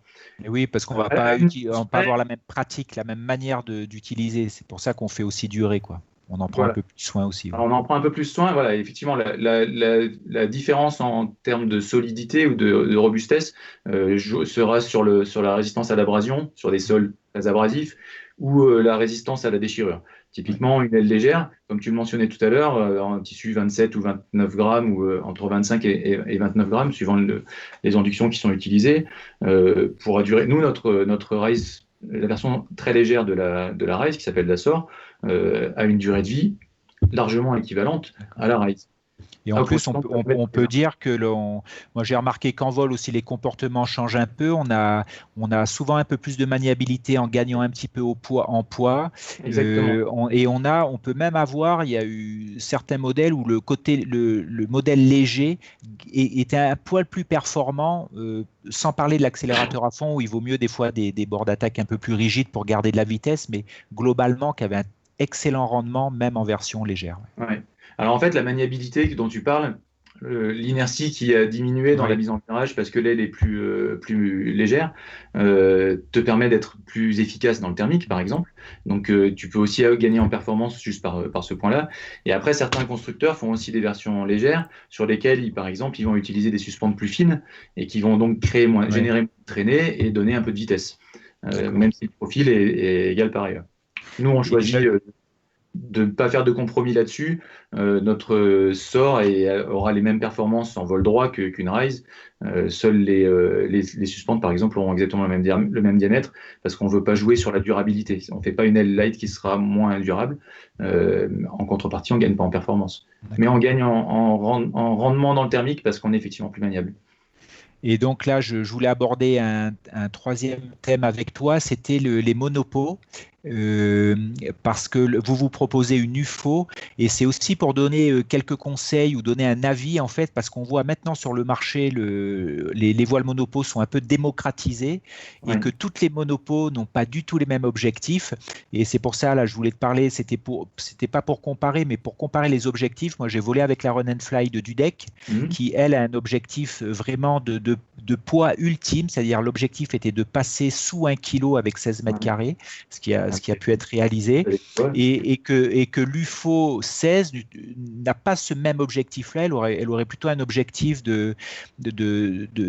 d'augmenter le public, quoi, le nombre de pilotes utilisables avec une utilisation en école. Voilà, c'est pas le même objectif. Pourtant, c'est les mêmes surfaces, c'est des monopos. Voilà. Comment vous... C'est important à lire. Effectivement, il y a plusieurs fabricants maintenant. Nivu qui fait ses skins, Skyman qui fait des Sir Edmond, nous qui faisons les UFO, Dudek qui fait les Run and Fly. C'est des voiles à chaque fois différentes. On ne peut pas dire tiens, c'est une monosurface, elle est moins chère, elle est plus légère, je vais prendre ça. Et il faut se renseigner, c'est comme sur les ailes double surface. Il y a des exigences de pilotage qui seront différentes, il y a des résistances ou des maniements au sol qui seront différents. Avec un fly que tu connais, tu ne joues pas forcément à faire de la pentecôte des heures, tout à fait, tranquillement qu'avec une UFO. Oui, tout à fait. Et tu gagnes 500 grammes, donc dans certains cas, c'est encore énorme. Nicolas, j'ai une question pour toi, de Philippe qui nous demande le tissu 27, est-ce que aussi durable? Il existe plusieurs tissus 27, celui de la Vivo par exemple. Est-ce que c'est OK pour le Sud sur des décollages un peu agressifs? Alors oui, la Vivo, en fait, nous, on a des expériences dans le Sud assez intéressantes, dans le Var, par exemple, sur des décollages en calcaire, que ce soit... Alors la Vivo, c'est un peu délicat, c'est une aile semi-légère, avec un extrado en 35 grammes et un intrado en 27 grammes. Et 27 grammes... C'est classique, quoi. Voilà, c'est devenu classique. Quand je dis un intrado en 27 grammes, c'est un abus de langage, parce qu'en fait, c'est un tissu 27 grammes, mais dans notre cas... et certains autres constructeurs n'utilisent que de la version double induction qui fait en fait 29 grammes par mètre carré. Alors, il s'appelle Skytech 27, mais il fait 29. Nous, dans le sud, même sur des UFO par exemple, on a récupéré des UFO qui avaient fait 700 décollages et atterrissages sur le calcaire et la poussière varoise qu'on a contrôlé. Tu parlais tout à l'heure de contrôle par le constructeur. La voile, on n'a même pas touché au calage, on n'a rien touché, on a fait des tests de porosité, tout était nickel, elle est repartie en vol. Voilà. Donc après, quand on parle de ces tissus-là, Skytex 27 notamment. Après, Domenico fait aussi des tissus légers. Ah oui. Effectivement, il y a différentes versions. Renseignez-vous. C'est Ouais. pas toujours lisible sur les brochures et sur les documentations des constructeurs. Porsche a eu la mauvaise idée d'appeler les deux versions Exactement. Skytex Ouais. 27. Et il y a la C'est pas classique les mêmes. qui est Ouais. en induction et l'autre qui n'en est pas. Et effectivement, on aura une durée de vie supérieure sur le double induction, bien sûr. D'accord. Il est plus cher aussi, mais Eh on n'a oui. rien. Mais après, ça peut se comprendre sur des monopots, justement, où il n'y a qu'une surface. Donc, autant mettre du léger et la plus grosse qualité dans le léger. Ouais. Ouais, exactement. Et sur les monopos, tu peux voir, on peut regarder quand on déplie une monopo, comment on peut avoir une idée de la solidité. Est-ce que rien qu'à l'ouvrir à la sortir de son sac, est-ce que les découpes laser sont galonnées, protégées? Ouais. Est-ce que les coutures sont doublées? Et ça donne une idée de la durabilité, de la durabilité, de la robustesse, et puis finalement aussi de la fiabilité. C'est-à-dire on a moins de chances d'arriver sur un décollage un peu pierreux, voire avec Ouais. des écailles de glace, de tirer la voile dans le vent et de casser deux suspens. De l'abîmer, ouais, tout à fait. Voilà. Ouais. Donc nous, on est un peu du côté euh, conservateur, pas prendre de risques, et on veut que quand le pilote arrive au déco, il puisse redescendre sans avoir peur de laisser sa voile sur le déco. Mais je comprends très bien qu'on puisse vouloir un sac mettre une aile qui fasse 2 litres dans son sac et qui fasse que 1 kilo. Nous, on n'est pas capable de faire ça avec le niveau de robustesse, de durabilité, de fiabilité qu'on veut sur nos ailes. Vous souhaitez, ouais. D'accord. Voilà. C'est des Il en faut choix. pour tout le monde, quoi. Ouais, oui. Exactement, pour tout le monde. Merci, Voilà. merci. Merci Oui. Nico de ton Rien, intervention. Merci Nicolas Cochet, donc représentant Air Design, qui était avec nous en direct depuis sa salle de bain, non? Avec... Saint-Hilaire, depuis Alors, mon bureau. Mais depuis le bureau. Au bureau à Saint-Hilaire, du coup, mon bureau a été un peu squatté, c'est vrai, depuis que je suis parti de la maison. Bon, en tout cas, on a eu une petite remarque. Il y a quelqu'un qui demande si la manche à air derrière, c'est pour mesurer le vent, là, avec la fenêtre ouverte. Ou, Voilà. Et oui. Alors, pour rien vous cacher, au-dessus de moi, j'ai un Velux, et du Velux, je vois la dent de crawl et le Ça te décollage. fait peur. Oui, ça énerve. J'ouvre la fenêtre et je vois si je peux aller décoller, si je peux aller voler où. Merci en tout cas, Merci, Nico, Nico. d'avoir été Rien, là. merci à vous. Bonne continuation. Merci. Et on continue ce live, Jérôme. Voilà, et on se retrouve ensemble. Il faut que je fasse un petit réglage à nouveau pour te retrouver. On parle du light. Il y a pas mal de questions. On peut partir sur les questions, ouais. Ouais, sur le light, évidemment, tu imagines bien. Il faut que je te retrouve en direct. Je vais peut-être te poser une question en direct pendant qu'on me voit. C'est Ariane qui nous demandait: la version light d'une voile est souvent présentée comme étant plus sage que la pas light. Pourtant, c'est la même homologation. Est-ce que ça peut être un argument pour passer à une catégorie supérieure? Alors oui, elle est plus sage dans le sens où sous la même voile, si elle fait 800 grammes de moins, tu auras des mouvements plus rapides de la voile, donc un peu plus de maniabilité, un peu plus de tangage, mais des mouvements moins profonds qui vont moins loin parce que la voile a moins d'inertie, ça gonfle mieux aussi. Et oui, à homologation identique en fait. Après, alors si je comprends la question, si par exemple tu as une ENB Light, est-ce que comme la ENB est plus sage, je pourrais passer en ENC Light? Voilà, c'est peut-être comme ça que je dois comprendre la question. Non, je ne sais pas s'il faut généraliser, il faut plutôt de te poser la question: comment ça se fait que tu as besoin de changer? Qu'est-ce que tu attends d'une voile plus performante? Le fait de la prendre plus performante et plus light globalement ne va pas enlever l'exigence de la voile, hein. Ça va être à peu près pareil. Tu seras dans les mêmes comportements, ça sera peut-être un peu plus sage, mais de là à te permettre de faire un bond dans l'exigence de la voile, je ne sais pas trop. Est-ce qu'une voile demande Optipoke? Est-ce que c'est vrai qu'une voile light est plus tolérante aussi par rapport à la version normale? Une Delta est moins amortie qu'une Alpina, par exemple. Oui, tout à fait. Là, c'est juste une question d'inertie. Et c'est pour ça, entre la Delta et l'Alpina a toujours eu beaucoup de succès par rapport à la Delta, plus de maniabilité et tout, et quasiment les mêmes performances, quoi. Donc l'Alpina a eu beaucoup de succès par rapport à la Delta a eu aussi beaucoup de succès, mais la version light a beaucoup plu. On avait Romain qui nous avait posé une question juste avant ce live. Pourquoi certaines voiles pour un PTV d'environ 85 kg font 26 mètres carrés, d'autres pour le même PTV font 21 mètres carrés, comme la Nova Double Skin I Can Fly, sans être une mini-voile pourtant, vous dire Romain. Euh, oui, mais parce que l'objectif de la voile n'est pas la même. Et l'allongement aussi n'est pas la même. C'est sûr que si tu compares une double skin chez Nova, ça doit être des allongements aux alentours des 4,5, comme ça, hein, je dis ça de mémoire. Et avec une Mentor, par exemple, qui peut être aussi une ENB de 26 mètres carrés avec des allongements qui sont plutôt aux alentours de 6. Donc, c'est pas les mêmes objectifs de voile, hein. Donc, avec des voiles, on va dire peut-être moins allongées, tu peux avoir une fourchette de poids plus grande, ça sera plus tolérant et surtout, ça dépend aussi des objectifs des voiles, ne sont pas les mêmes. Mentor, ça sera, on va dire, chez Nova, hein, je parle de chez Nova, sera plutôt pour crosser, performance, etc. Et la double skin sera orientée plutôt vers le marché vol ou pour avoir une voile simple, polyvalente, tu vois, voilà. C'est pour ça que ça peut changer. Et tu peux aller plus loin. Une voile de compétition, moi je vole avec une voile de compétition, une 2 lignes, elle doit faire 20 mètres carrés à 100 kg de PTV, quoi.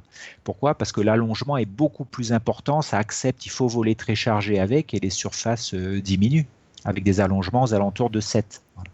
Sam nous demande si on peut débuter avec une voile light. Ah ben bien sûr, il n'y a aucune raison de pas. Tu peux débuter avec une monopo, tu peux débuter avec une voile light, etc. Le truc, c'est pas de se dire si je prends une voile light ou une voile classique, c'est de dire est-ce que la voile que je prends convient à ce que je souhaite, c'est-à-dire au niveau comportement et au niveau sécurité. Voilà, par rapport à ton expérience. Donc tu peux débuter avec une light, il n'y a pas de problème. Merci Jérôme, on a des belles images que tu nous avais préparées et pour nous parler un peu du light aussi, parce que le light ça permet le marché vol, c'est ça, c'est une des fonctions. Ben ça peut, quand on a un sac, c'est compliqué de marcher avec un sac de 17 kg. Par contre, quand votre sac avoisine les 10 kg, là, se balader un peu, que ce soit une demi-heure, une heure ou plus, c'est quelque chose qui devient envisageable pour un pilote. Quand on parle de light aussi, là, on parle que des voiles, mais c'est souvent le package, hein, voile, sellette. On a vu que sur les voiles, on va gagner 1 kg, 1,5 kg, etc. Par contre, sur le matériel sellette protection dorsale secours, là, on va gagner énormément. On va passer d'un paquet de 5 kg à un paquet de 3 kilos, hein. Sinon on va gagner beaucoup plus. Donc c'est bien l'ensemble du matériel de vol qui va permettre d'envisager de marcher. Moi j'ai 20 kilos sur le dos, j'ai vraiment pas envie de marcher. Par contre si j'ai 8 kilos, là aller me faire une balade et marcher, oui. Donc ça c'est le premier truc. L'autre truc c'est que quand on dit marché vol, c'est très vaste. Là, on va vous montrer quelques images. Ça peut être du marché vol en marchant 1 heure en moyenne montagne et en redescendre en volant ou se balader un peu, rester en l'air. Après, ça peut être la même chose, mais avec une orientation beaucoup plus sportive, de trail, etc. Donc, il faut du matériel ultra light et même si on redescend sans voler, c'est pas très grave parce qu'on n'a rien sur le dos, on a moins de 2 kilos. Après, on peut aller voler en moyenne montagne, on a dit, on peut aller voler en haute montagne, on peut aller voler dans de la neige, donc pas du tout avec le même équipement. Et après, on peut aussi faire des vols beaucoup plus engagés. On va voir, il y en a 30 secondes de vidéo pour vous montrer un petit peu l'ambiance. Donc en haute montagne, dans des aérologies très fortes et en vol bivouac. Donc c'est très varié, ça veut dire que ça s'adresse vraiment à tous les pilotes, quoi. Et c'est vrai que de diminuer le poids du sac et son volume permet d'envisager d'aller faire des vols montagne ou de marcher avant d'aller voler, ce qui est assez magique, quoi. Donc là, on peut regarder voilà, quelques images sympas, quoi. Je peux vous les commenter en même temps. Je sais pas si à la dent de crawl, c'est ça, justement. On en parlait juste avant. Voilà, donc là, c'est 30 secondes de décollage à la dent de crawl avec une Suzy je crois, de 16 ou 18 mètres carrés. Voilà. Donc ça, c'est un vol classique de moyenne montagne. C'est un décollage à 2000. Ce matériel montagne permet sans problème de rester en l'air, de reposer au déco, de faire de la durée ou de faire du balistique. On fait vraiment comme on aime et c'est souvent magique d'allier 1 heure de marche ou plus avec une descente en volant. C'est un truc assez magique. Je remets le déco parce que c'est impressionnant, oui. Pardon de te couper, mais le déco est d'une facilité incroyable. Alors, un des objectifs des voiles montagne, ne serait-ce que par leur conception et leur légèreté, c'est il faut que l'utilisation soit simple. C'est-à-dire que l'objectif n'est pas du tout la performance pure, mais c'est plutôt la facilité d'utilisation. Vous avez eu ce décollage, il y a des cailloux partout, il n'y a pas de manche à air. Donc il faut pouvoir mettre en œuvre votre voile sans des suspentes ultra fines qui s'accrochent partout, etc., qui peuvent vous mettre dans des situations de stress. Donc l'utilisation du matériel light en montagne doit vous permettre de vous mettre en l'air après analyse des conditions en étant serein et surtout peut-être dans un état de fatigue. Là, je dis 1 heure, si vous marchez 2 heures ou 3 heures, quand vous arrivez en haut, vous pouvez être fatigué physiquement. Donc il faut aussi du matériel facilement mis en œuvre que vous connaissez qui gonfle bien, quoi. Voilà. Catherine dit justement, quand vous faites du marché-vol, vous ne prenez jamais de secours, point d'interrogation. Ah non, non, non, il ne faut pas généraliser du tout. Là, sur l'image que tu viens de voir et celle que tu vas voir après, oui, c'est des vidéos que j'ai faites, que j'ai réalisées. Sur certains de mes vols en montagne, je ne mets pas de secours puisque je fais une bonne analyse aérologique. Je choisis les créneaux de vol sont plutôt très calmes et tout. C'est vraiment pour descendre. Le matériel, je le connais très bien. Voilà, donc je choisis pour encore diminuer mon poids de ne pas prendre de secours. Mais je ne généralise pas du tout cette pratique. Ce que j'avais dit sur un live précédent, c'est une démarche personnelle. Hein, voilà.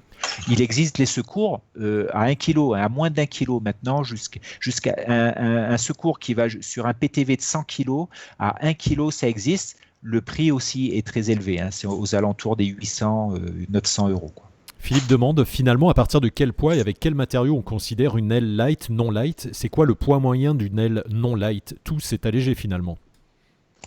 Comme disait Nico, globalement, toutes les marques ont du matériel avec l'évolution des matériaux qui descendent en poids par les voiles de compète où le poids n'a pas d'importance, c'est plutôt des voiles lourdes qui font aux alentours des 7 kg.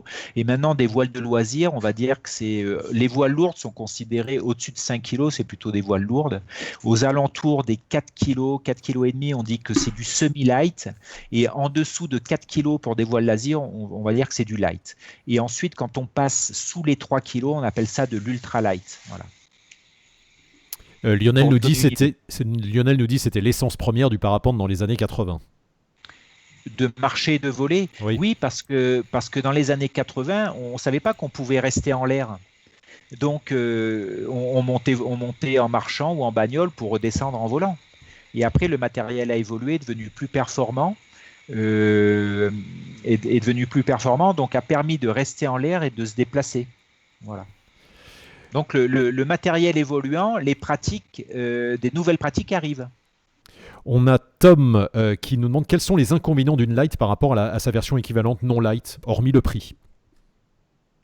Il n'y a pas d'inconvénient, c'est plutôt un choix du pilote.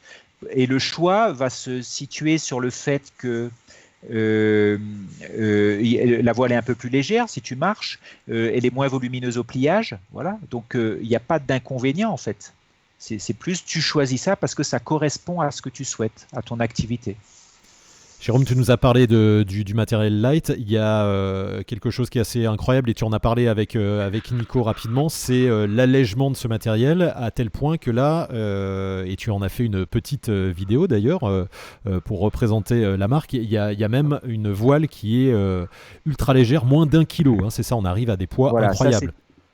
Oui, ça c'était un projet de Dudek et surtout de JB, Jean-Baptiste Chandelier, salut JB, qui souhaitait faire une voile en passant sous le kilo, une voile qui vole, donc ça peut être qu'une monopo en dessous d'1 kilo. On va voir les images en même temps. Voilà, le choix des matériaux, etc. Et puis là, on a fait une vidéo que vous pouvez voir, hein, c'est la Run and Fly, la vidéo. Bon, là, on l'a coupée, mais c'est pour vous donner une idée. Je la rentre dans un sac de 4 litres plié avec la sellette la plus légère qui est là, c'était une Cliff un petit peu modifiée, mais sinon, la F-Fly de Ozone fait 100 grammes. Donc, ça vous fait un ensemble à 1,50 kg, plus le casque, voilà, ça fait que dalle. Et le sac qui fait quelques centaines de grammes. Et ça gonfle avec rien du tout. Ça gonfle tout seul, il faut surtout rien toucher pour gonfler, il faut juste marcher. Alors c'est 16 mètres carrés, donc quand il y a des ascendances, on peut rester en l'air, il n'y a pas de problème, etc. Et là, l'objectif, c'est vraiment d'avoir le plus petit volume et le poids minime pour voler, le truc le plus petit possible. Si ça ne vole pas, si les conditions ne sont pas bonnes, on redescend à pied. Et en termes de performance, c'est l'équivalent d'une aile classique, j'allais dire, ou c'est vraiment fait juste pour descendre? Ah non, non, c'est pas fait que pour descendre. C'est une 16 mètres carrés. C'est une 16 mètres carrés, donc ça correspond à une voile de 16 mètres carrés à cet allongement-là. Les monopots, en général, on va dire qu'au niveau performance, elles ont un excellent taux de chute. Donc c'est très bien en thermique et tout, ça gonfle très bien, c'est léger. Ça va pêcher plutôt en vitesse pure, en comparant la même voile, la même surface, même allongement en double surface. Voilà, c'est ça qui risque de pêcher un petit peu. Donc là, on a des images magnifiques, c'est vraiment chouette. Et tu as senti une différence, toi, dans le pilotage de cette aile par rapport à une aile light classique, j'allais dire? Oui, le pilotage est différent, c'est plus réactif, le gonflage est très rapide, c'est-à-dire mais il faut se mettre dans un état d'esprit différent aussi. Quand on vole avec une run and fly, c'est pour pouvoir aller vite, arriver vite au déco, redescendre, enchaîner. Voilà, il y a un côté où le côté sportif, rando, est super important. C'est une voile qui se met en fond de sac, par exemple. Voilà, donc voilà l'état d'esprit. Après, on peut avoir avec d'autres voiles montagne un état d'esprit un petit peu différent. On va chercher un peu plus de performance, peut-être un peu plus de vitesse, etc.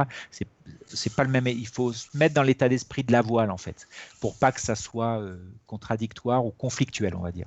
Voilà. Kostia nous demande si la Run and Fly est accessible. Alors je ne sais pas si c'est accessible au niveau financier, si on la trouve ou si c'est facile de l'utiliser. En termes d'utilisation, tu viens de le dire, c'est facile.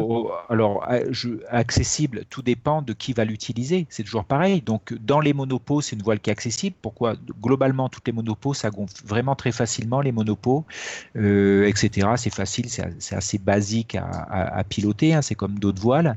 Ensuite, tu peux augmenter l'accessibilité en prenant des tailles plus grandes. Par exemple, il y a la 18 et la 20, je crois, en run and fly. Donc, en montant la surface, tu vas augmenter l'accessibilité, comme pour des voiles double surface. Que penser des voiles hybrides APCO, nous demande Lionel. Très bonne question. Alors, comme je ne l'ai pas essayé, la voile hybride d'APCO, c'est-à-dire de faire les 40 premiers pourcents avec une double surface et ensuite les 60% derrière en monopo, ce concept-là, je ne l'ai jamais essayé. J'aurai sûrement l'occasion d'essayer. Donc, je ne sais pas. Je ne m'avancerai pas dessus. Je n'ai pas mis le nez dessous. Oui, et puis sur le matériel, il y a plein de questions sur le matériel, quelle voile, etc. Peut-être, Jérôme, tu pourras répondre en message en privé, parce que tu prends le temps de répondre à tout le monde. Donc, bien sûr. Sur le comparatif. Et ce qu'on peut dire après, c'est toujours pareil, c'est ça qui est compliqué maintenant, c'est que la difficulté revient à vraiment définir ce que vous souhaitez faire. Et quand vous avez bien défini ce que vous souhaitez faire et comment vous volez, vous vous orientez vers le matériel adapté. C'est ça qui est compliqué. Et après, en comparaison des voiles, c'est comme ce que disait la discussion avec Nico. On peut avoir différentes monopos. La monopo, si vous prenez par exemple une Run and Fly, ensuite vous prenez une UFO ou une V-King de Dudek, vous allez prendre ensuite une skin 3 plumes de chez Niviuk et tout. Les trois voiles n'ont pas du tout le même objectif, ou même la XX Slide Ozone, c'est-à-dire qu'il y en a, ça va être objectif poids-volume minimum, l'autre, ça va être un côté plus facile d'utilisation, ça passe partout. Et puis l'autre, il y a un côté performance qui rentre en ligne de compte. Donc c'est à vous de définir de quoi vous avez besoin pour vous orienter vers la voile et aussi le type de voile, monopo ou double surface, ensuite la taille et le type de monopo. Donc c'est compliqué de choisir, je suis d'accord avec vous. Eric nous dit l'avenir du parapente, c'est de partir à pied de la maison, d'où l'intérêt du light, c'est sûr. Ça évite de prendre la voiture également et de polluer. Et Pascal nous dit pendant la Coupe Icare, j'ai vu Jérôme monter à la dent de crawl comme un chamois. Nous, on est arrivé 2000 ans après. Et voilà, c'est ça le trailer. 2000 ans. Ben voilà, il nous a peut-être vu quand on tournait, c'était à la période de la Coupe Icare il y a 2 ans, avec la petite vidéo de Run and Fly que vous allez pouvoir regarder. C'était sûrement ça, on y a été plusieurs fois pour faire les images. Michael nous demande, peut-on considérer les monopos comme des mini-voiles et voler dans du vent fort? Pas du tout. Pas du tout dans le sens...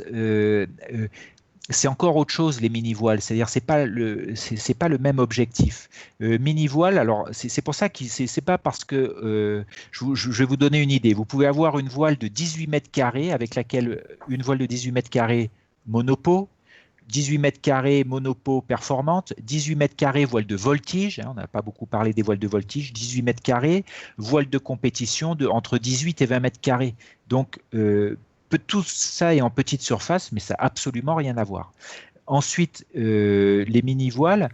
Mini-voile, l'objectif de la mini-voile, c'est pas du tout d'être légère. Hein, c'est pas. Alors après, on peut avoir des mini-voiles légères, mais globalement, le concept de la mini-voile, c'est plutôt d'avoir une voile ludique, facile à utiliser et avec un bon potentiel de vitesse. Donc c'est pour ça que souvent, sur les sites où les gens qui volent tout le temps dans du vent fort, en bord de mer, en Hollande et tout, au Danemark, ils se sont orientés vers des mini-voiles parce que des mini-voiles permettent de voler plus vite que des petits parapentes. Les petits parapentes n'avancent pas plus vite qu'un grand parapente, c'est même plutôt l'inverse.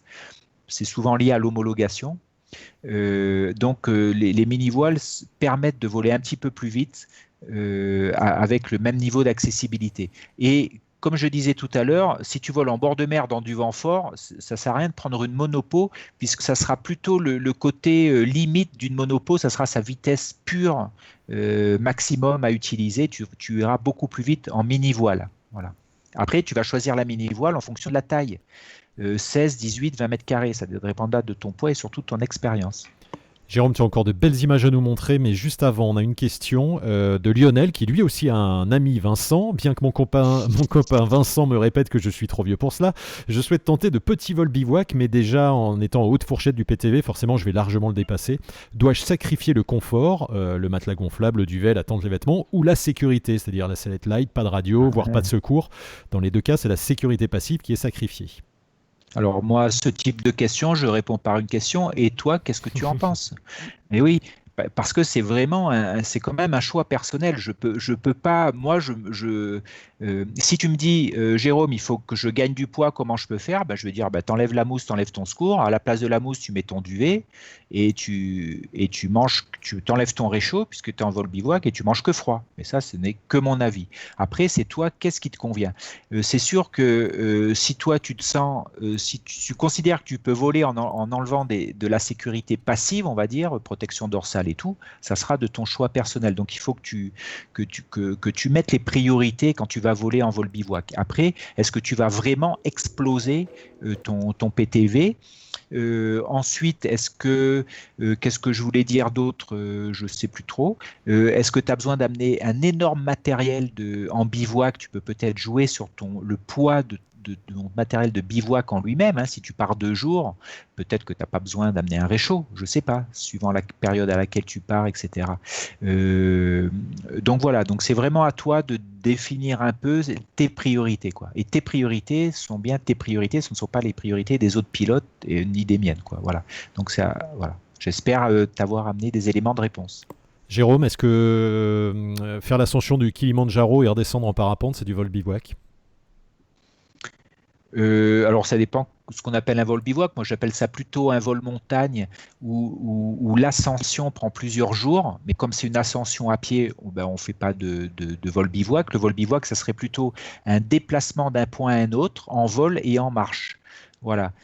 Alors que le Kilimandjaro, c'est une montée en plusieurs jours et un seul vol. Donc on ne peut pas parler de ça. On ne peut pas vraiment parler du vol bivouac comme on l'entend. Tu sais pourquoi je te pose la question? Eh bien parce que c'est parti. Je vais montrer quelques images. Parce que je vais montrer quelques images de Jérôme qui grimpe en haut du Kilimandjaro et surtout qui redescend du Kilimandjaro en parapente. Redis-nous, le Kilimandjaro, ça se trouve où? Alors c'est en Tanzanie, je lis en même temps, et c'est presque un 6000 mètres, et c'est un 6000 mètres où il n'y a plus trop de neige maintenant, et c'était il y a 2 ans, et je fais un petit coucou à Isabelle qui a une grande envie d'y aller et qui se prépare pour ça. Voilà. Donc c'est un décollage en cailloux, on est à 5008 là, décollage en cailloux. Il y a à peu près 5-6 jours de montée. Alors, c'est des montées assez lentes parce qu'il faut s'acclimater. En fait, c'est ça. L'ascension, techniquement, n'est pas difficile. Il ne fait pas trop froid non plus. Par contre, comme on monte à 6000, il faut prendre le temps de marcher lentement pour pouvoir s'acclimater. C'est un très, très beau vol. Et là, l'objectif, c'est quand on est en haut, si les conditions sont bonnes, là, je crois que c'était 8 heures à peu près. Je n'ai pas attendu. Après coup, je me dis, j'aurais dû attendre une demi-heure parce que je pense que je pouvais repasser au-dessus du sommet. Mais comme après, le risque est d'avoir une grande mer de nuages dans la plaine. Donc, j'ai préféré garantir le décollage et le vol pour m'éviter 2 jours de descente. Voilà. Et à peu près c'est 1 heure après, 30 km de vol en ligne droite, 1 heure après, je buvais une bière, quoi. Et des images magnifiques, un super souvenir. En termes de portance, j'allais dire, moins d'oxygène, moins d'air à cette altitude, il y a une différence là sur le vol? Alors moins de pression, voilà, moins de pression atmosphérique. Donc c'est sûr que si vous, dès que vous montez en altitude, voire en haute altitude, si vous cumulez beaucoup de chaleur et pas de vent, il va falloir vraiment cavaler. Si en plus vous mettez de la neige, ce qui peut arriver au Mont Blanc, par exemple, à 5000 mètres, qu'il fasse très chaud et pas de vent, le décollage peut être galère, voire impossible, hein, parce qu'il faut courir. Il faut avoir la possibilité de courir très vite pour atteindre la portance de décollage. Là, vous avez vu le terrain de décollage où c'est du petit caillou, je peux cavaler pendant très très longtemps. Et là, je devais avoir 10 de face puisque j'ai pu gonfler ma voile, j'ai pu faire un gonflage face voile, donc les conditions étaient au décollage plutôt idéales. Et ensuite, en termes de vol, j'allais dire, sur la voile, tu sens à cette altitude une différence, un comportement différent ou c'est strictement Non. pareil? Au niveau sensation, puisque j'étais sur un vol balistique, je sens absolument rien. C'est vrai que sur ma vitesse de vol, sur mon GPS, vu que la pression est plus faible, je peux avoir ressentir, mesurer, voir des vitesses de vol un peu plus élevées à cette altitude. Évidemment, tu vas susciter des vocations. Paul nous demande, c'est magique, il faut des autorisations spéciales pour faire ça? Alors juste une minute sur le Kilimandjaro. Alors le Kilimandjaro, moi j'ai été tout seul, mais tu peux pas monter tout seul. Il faut passer par des organismes pour monter parce que c'est un terrain privé, on va dire. Donc je suis obligé de rentrer dans un groupe avec une boîte avec des porteurs et tout. Tu peux pas y aller comme ça en basket. Tu peux y aller en basket, mais pas tout seul. Je pense que c'était surtout en termes de parapente qui posait la question. Alors, en termes de parapente, tu as le droit de voler, c'est pas du tout interdit. La question, c'est comment tu. Alors, le truc, c'est que le parc, ils n'ont pas du tout envie que tu te mettes dans les arbres au milieu du parc et qu'ils doivent déclencher des secours pour aller te chercher. Ça, ils n'ont vraiment pas envie. Donc, il est plus facile de passer avec Kilimandjaro Paraglide. C'est une boîte, en fait, qui s'occupe de tout. Et comme la boîte discute avec les gardiens du parc, en fait, hein, c'est militaire, discute avec eux, le parc donne l'autorisation. Moi, j'ai dû discutailler un peu à l'entrée. Il faut lâcher aussi $500 en plus, de toute façon. Et donc, moi, j'ai dû discuter pour, en gros, qu'ils me fassent confiance. Mais bon, j'ai attendu 3 heures avant qu'ils me disent « Ouais, ok, c'est bon. » Et Jean-Marc te demande avec quelle voile et quelle taille tu as fait le Kili? Alors là, le Kili, c'est un vol balistique, mais il y a 30 km pour arriver au bled. Et donc moi j'avais une voile de performance, j'avais une Volt 3 là, donc c'était une ENC de Air Design, mais j'avais une sellette légère avec un petit secours en ventral, je crois. Voilà. Après, aller là-bas avec une 16 mètres carrés, tu risques de ne pas sortir du parc, et là c'est moins bien parce que tu vas te faire engueuler, quoi. Donc parce qu'il y a un endroit où tu dois te poser, c'est ça, il faut que tu avances. Oui, il faut sortir du parc, donc il faut de la performance. Il ne faut pas hésiter à prendre une voile performante, quoi, performante. Il ne faut pas chercher à prendre une petite voile comme vous pourriez la prendre à la Downcrawl ou au Mont Blanc. Vous pouvez voler avec 14, 15, 16 mètres carrés si vous voulez vraiment du très petit. Alors tu parlais d'Isabelle qui nous pose une question, Jérôme, je ne sais pas si c'est la même, qui se prépare pour le Kili. Oui, c'est la même. Voilà, Isabelle de La Réunion qui pose une question qui dit peut-être un peu naïve. Est-ce qu'utiliser une sellette string change le pilotage? Point d'interrogation. Bien sûr, après ça va dépendre de ton string. Si c'est Isabelle, un string, on va dire très radical, c'est-à-dire vraiment la structure minimale en sangle et en tissu, etc. Oui, tu vas te sentir moins tenu. Déjà au niveau sensation, tu te sens moins tenu. Tes appuis sellettes vont être moins efficaces, etc. Et il y a aussi, voilà, ça s'arrête là. Mais si tu connais ta voile, l'adaptation se fera bien. Il faut qu'il y ait un bon, on va dire un bon mix entre la sellette et la voile. C'est sûr que si tu voles avec un string, une voile de compétition, ça ira pas ensemble. Mais voler avec un string et une voile de loisir, ça pose pas de problème. Ensuite, il y a une question psychologique qui est super importante. Des fois, quand on est dans sa piole en train de préparer son matos, on fait de l'ultralight, on met des connects, on met des tout petits maillons, des trucs comme ça. Puis quand on se retrouve en l'air à 2000 mètres sol, on est terrorisé de regarder son matériel très fin, très petit, etc. Donc il y a ce côté-là à prendre en compte aussi. Voilà. Et c'est vrai qu'être dans une grosse sellette, bien au fond, bien emballé et tout, il y a un côté plus rassurant. Mais dans les deux, il n'y a pas de problème de sécurité, bien qu'un string radical, il n'y ait pas de protection passive. Mais on peut aussi en mettre. Maintenant, il y a des airbags sur des strings. Hein, voilà. Alors évidemment, les commentaires, c'est tout le monde veut savoir le modèle de string d'Isabelle. Je suis pas sûr que ça se rapporte au parapente. Les garçons, on se calme. Forcément, de la blague un peu lourde du samedi soir. Jérôme, on enchaîne avec ces superbes images. Alors cette fois, c'est du paralpinisme. Voilà, alors là j'ai choisi des images assez récentes, plusieurs pilotes qui ont fait la verte. Alors la verte, l'aiguille verte, c'est un 4000 mètres. Alors là, la montée, j'ai mis qu'une morceau d'image. La montée est très technique. Il faut du matériel d'alpinisme, des crampons, des cordes, etc. C'est très raide. Donc ça demande déjà de l'expérience. Et le vol est magnifique. On les voit décoller du sommet. Donc c'est pour montrer un peu dans la chronologie. Là, on n'est plus en moyenne montagne, on est en haute montagne et c'est technique. Le vol en lui-même n'est pas obligatoirement technique.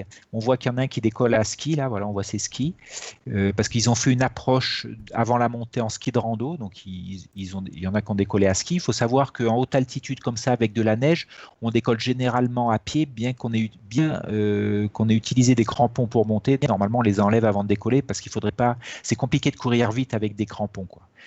Voilà. Et donc là, les conditions sont bonnes puisqu'ils font du soaring au sommet de la Verte. Donc là, ils vont arriver en bas avec la banane.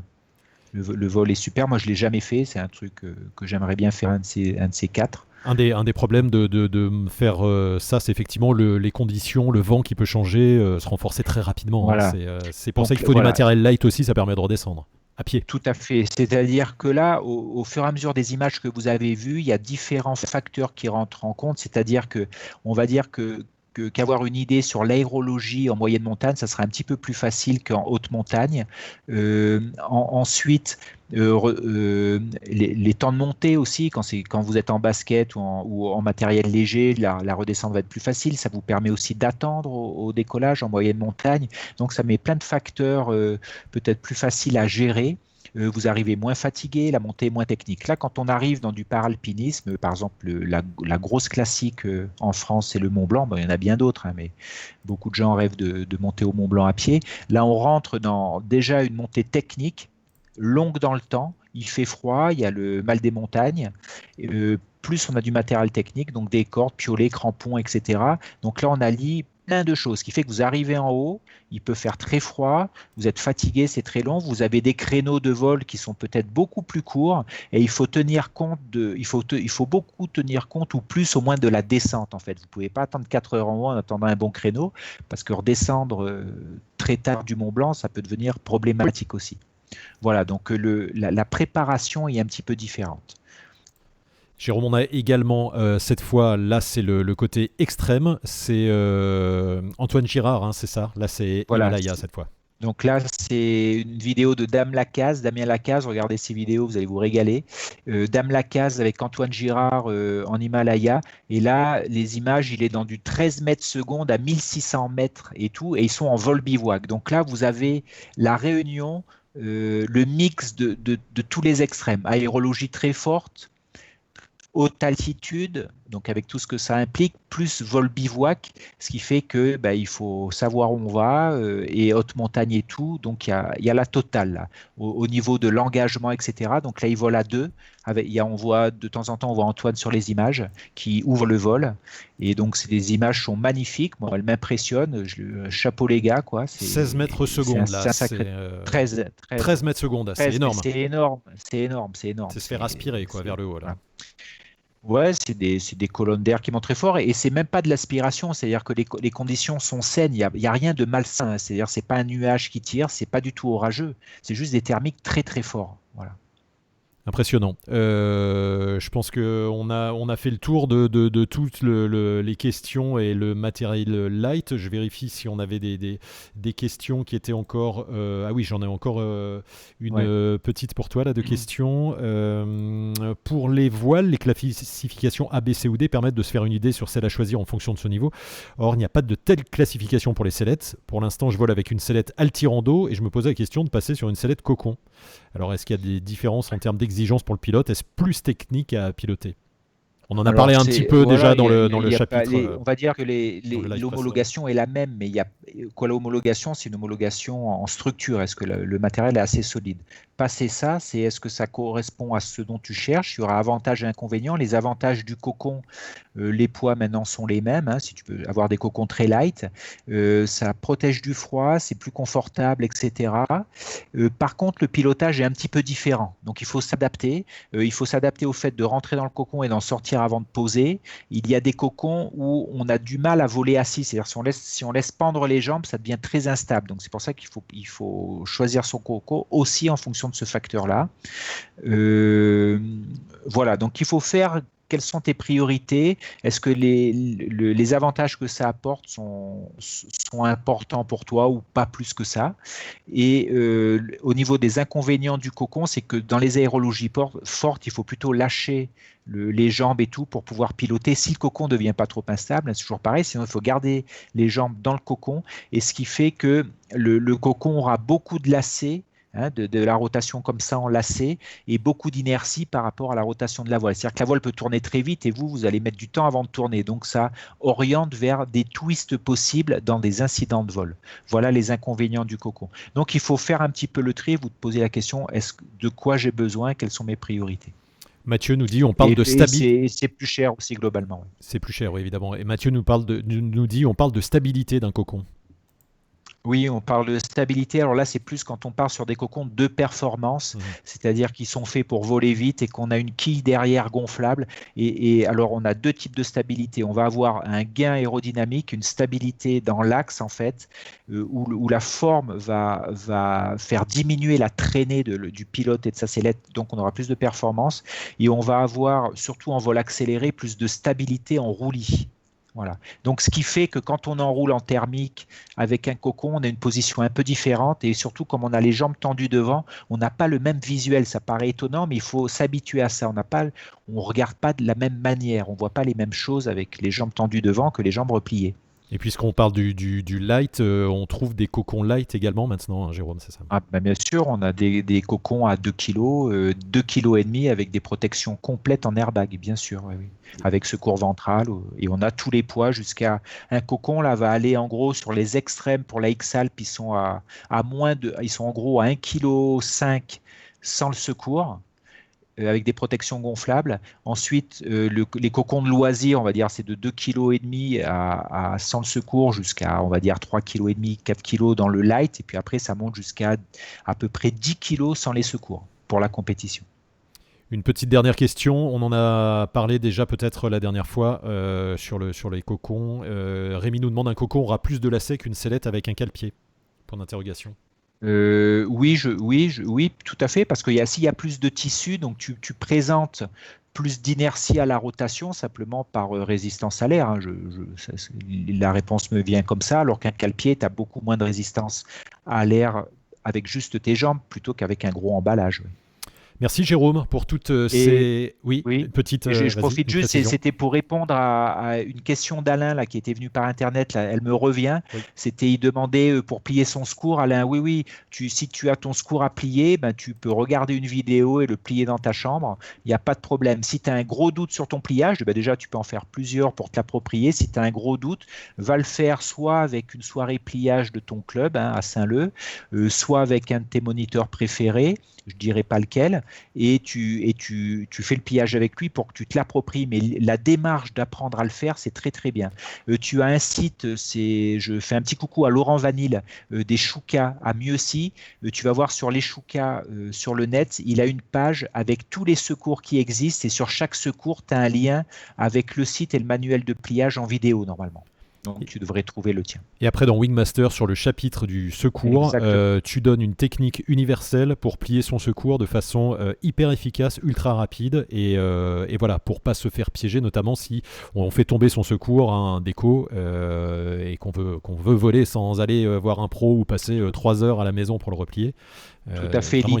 L'idée était de vous montrer un parachutron, un pull-down apex, ce qu'il y a de plus encore en secours, un pliage rapide pour vous rassurer sur un pliage, quels sont les 3 points importants, il n'y en a pas 50 000, pour que vous n'ayez pas peur de plier votre secours et vous montrer en direct comment en un quart d'heure on peut plier son secours et ça fonctionne très bien. Voilà.